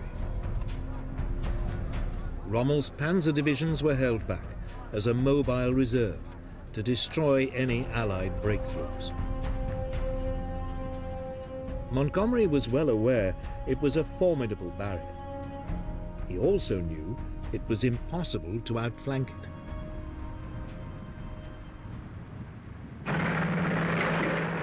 His only option was to punch his way directly through the middle of the Axis defenses. He was helped by a flood of new equipment from the United States, which included the new American Lee and Sherman tanks with 75mm guns. At last, the Allies had a weapon which could match the Germans.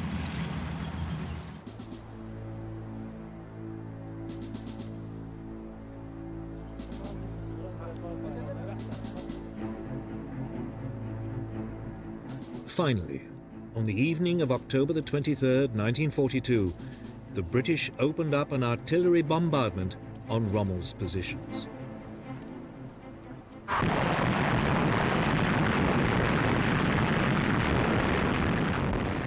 The Battle of El Alamein had begun.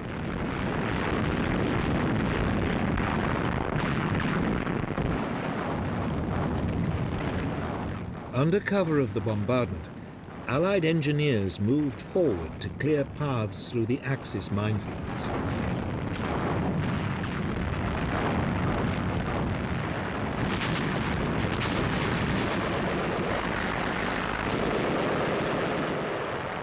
British, Australian, New Zealand and South African divisions fought to drive a hole through Rommel's defences.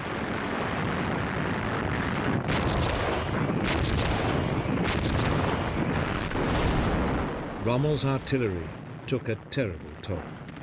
Casualties mounted on both sides.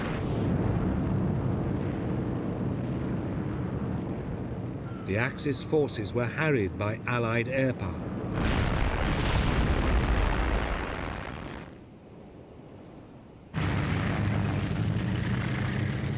Finally, after 10 days of fighting, the Allied forces broke through.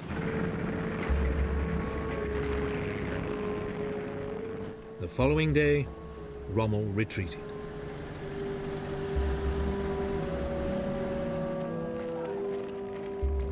It was Germany's first major defeat at the hands of the Western Allies. Churchill was triumphant. This is not the end. It is not even the beginning of the end. But it is perhaps the end of the beginning.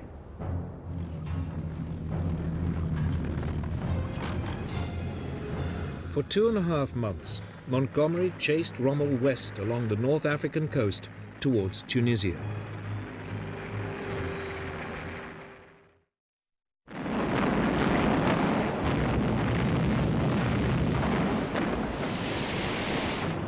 Meanwhile, an Anglo-American force had landed 1,000 miles to his rear in French North Africa, Morocco and Algeria today.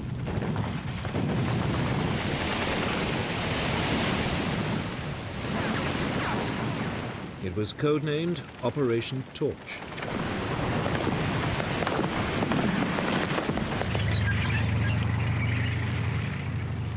The Allied First Army was soon moving eastwards towards Tunisia.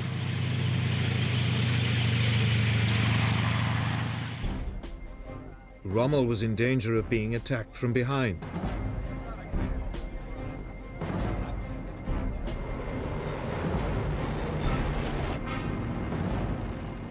Over the next few days, the Germans flew in tens of thousands of troops from Europe to save Rommel and shore up the German position in North Africa. Finally, in late February 1943, Rommel, reinforced, set up a new defensive line 100 miles inside Tunisia and turned to attack Montgomery's advancing forces.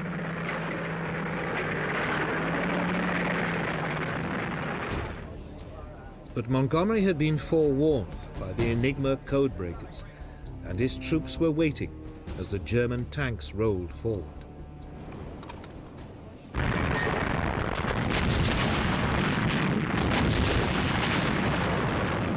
British artillery broke up the assault, and the panzers were quickly halted. It was Rommel's last battle in North Africa.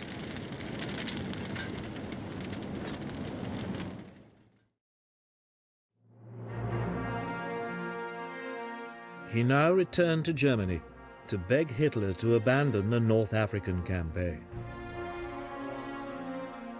But Hitler refused.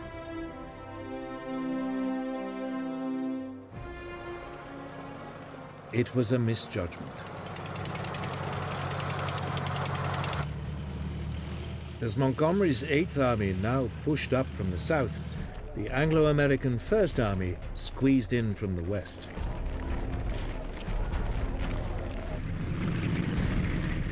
On May the 7th, US forces took the port of Bizerta.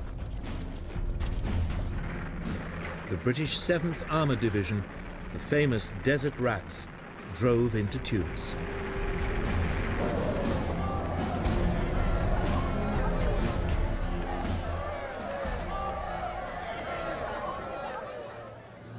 The Allies' pincer closed, and the Axis troops were trapped. 5 days later, 250,000 German and Italian soldiers surrendered. It was more than twice the number that had surrendered at Stalingrad 4 months earlier. For Germany, it was another momentous disaster. The following day, the British Regional Commander-in-Chief, General Harold Alexander, signalled Winston Churchill, "Sir, it is my duty to report that all enemy resistance has ceased. We are the masters of the North African shores."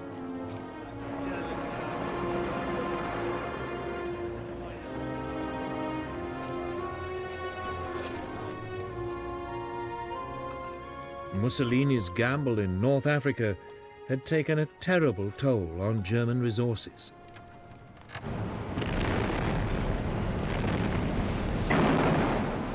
It was about to have even more serious consequences for both him and Germany.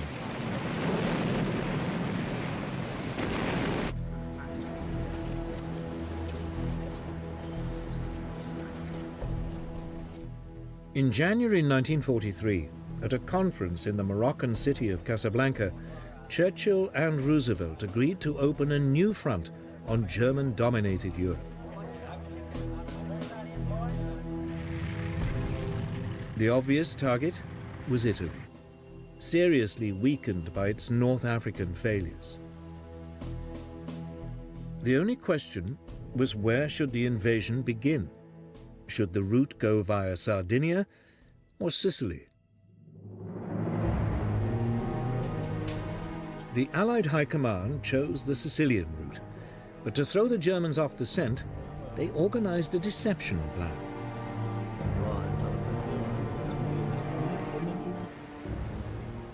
Operation Mincemeat was launched. A corpse was dropped off the shores of Spain carrying false papers. When it was washed ashore in May 1943 and the papers passed to the Germans, they revealed that the Allies would pretend to attack Sicily, but that their real target was Sardinia.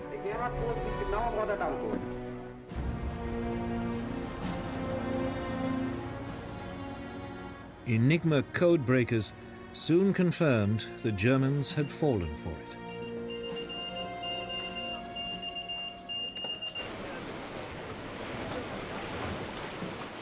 Six weeks later, the British 8th Army, under Montgomery, landed in the southeast corner of Sicily.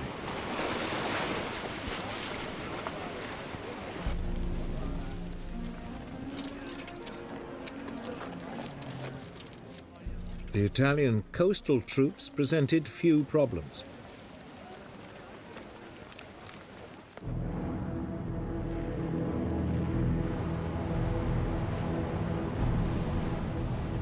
Further west, the US 7th Army landed in the Gulf of Gela.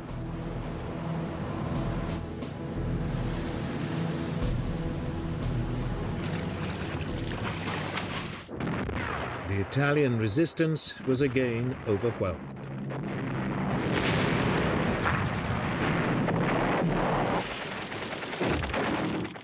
For the Italian people, the invasion of Sicily was the final humiliation.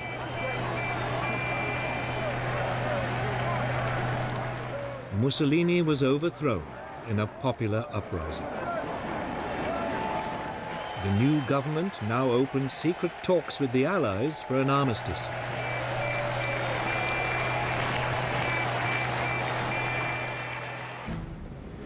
For Hitler, it was another nightmare. He was now forced to pour in yet more scarce resources to protect his southern flank. He told his commanders that even if Italy surrendered, they should fight on.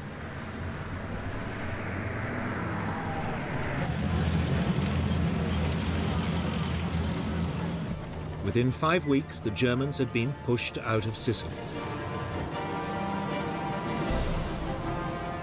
The Allies now crossed to the mainland and pushed up through the country.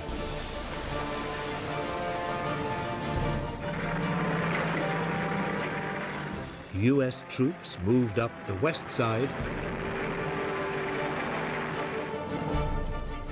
British troops moved up the east.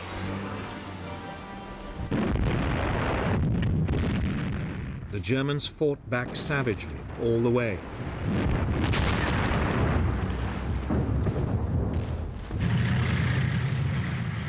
Even so, Naples fell to the Allies on October the 1st, 1943.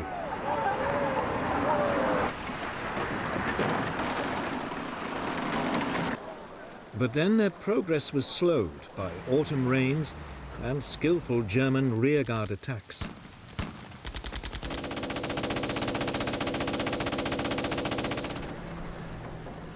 It was not until the end of November that Allied forces finally reached the Gustav Line, the first of a series of German defensive positions cutting across Italy.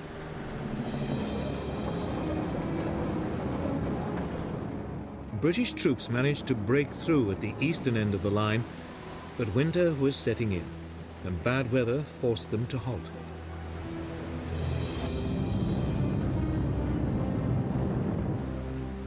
Nevertheless, in the west, US forces attempted to outflank the German defenses by taking to the sea.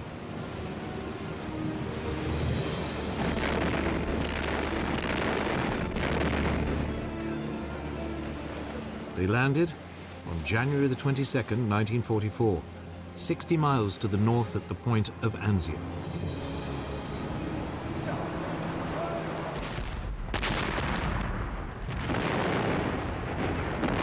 But here, amidst fierce fighting, they were pinned down and nearly driven back into the sea.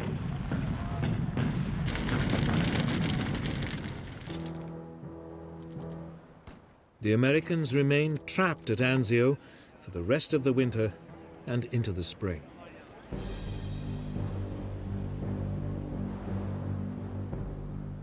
Meanwhile, in the center of Italy, the key to breaking the Gustav Line was the towering Monte Cassino mountain complex.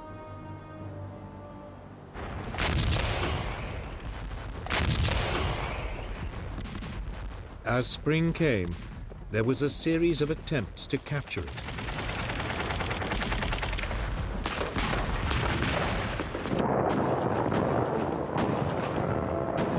Each assault failed.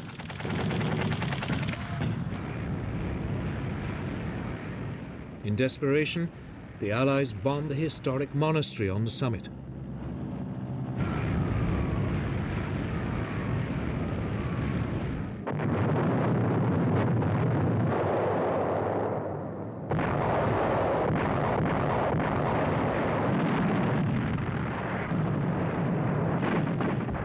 But the Germans hung on.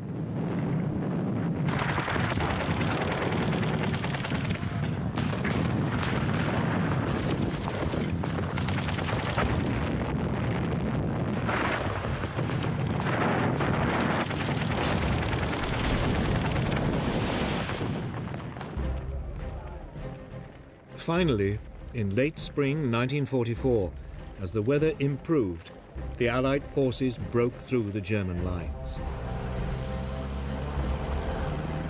Simultaneously, the Americans broke out of Anzio.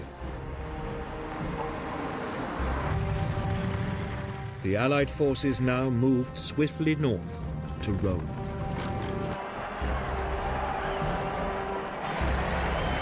The Italian capital was liberated on June 4th, 1944.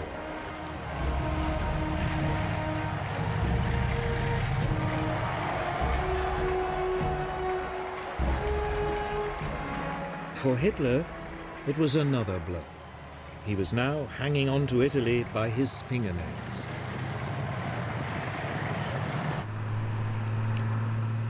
The Allies continued to push north.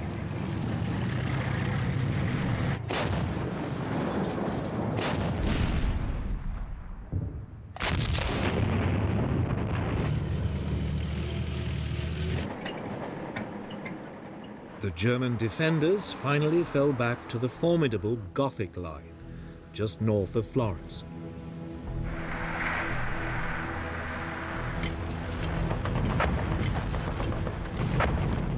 Here, bad weather again brought the Allied advance to a halt.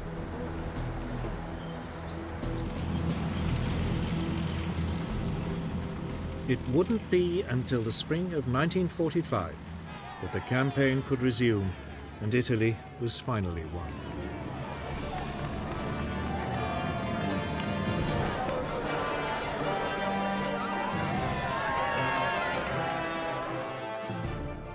By then, the Italians had had enough of Mussolini.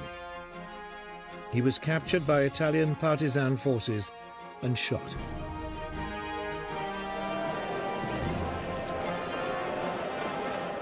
His corpse was hung by its heels in Milan. Mussolini's war had been a catastrophe for himself and his country. It had also left the German southern flank dangerously exposed. The German army was now overcommitted, short of troops, and retreating on all fronts.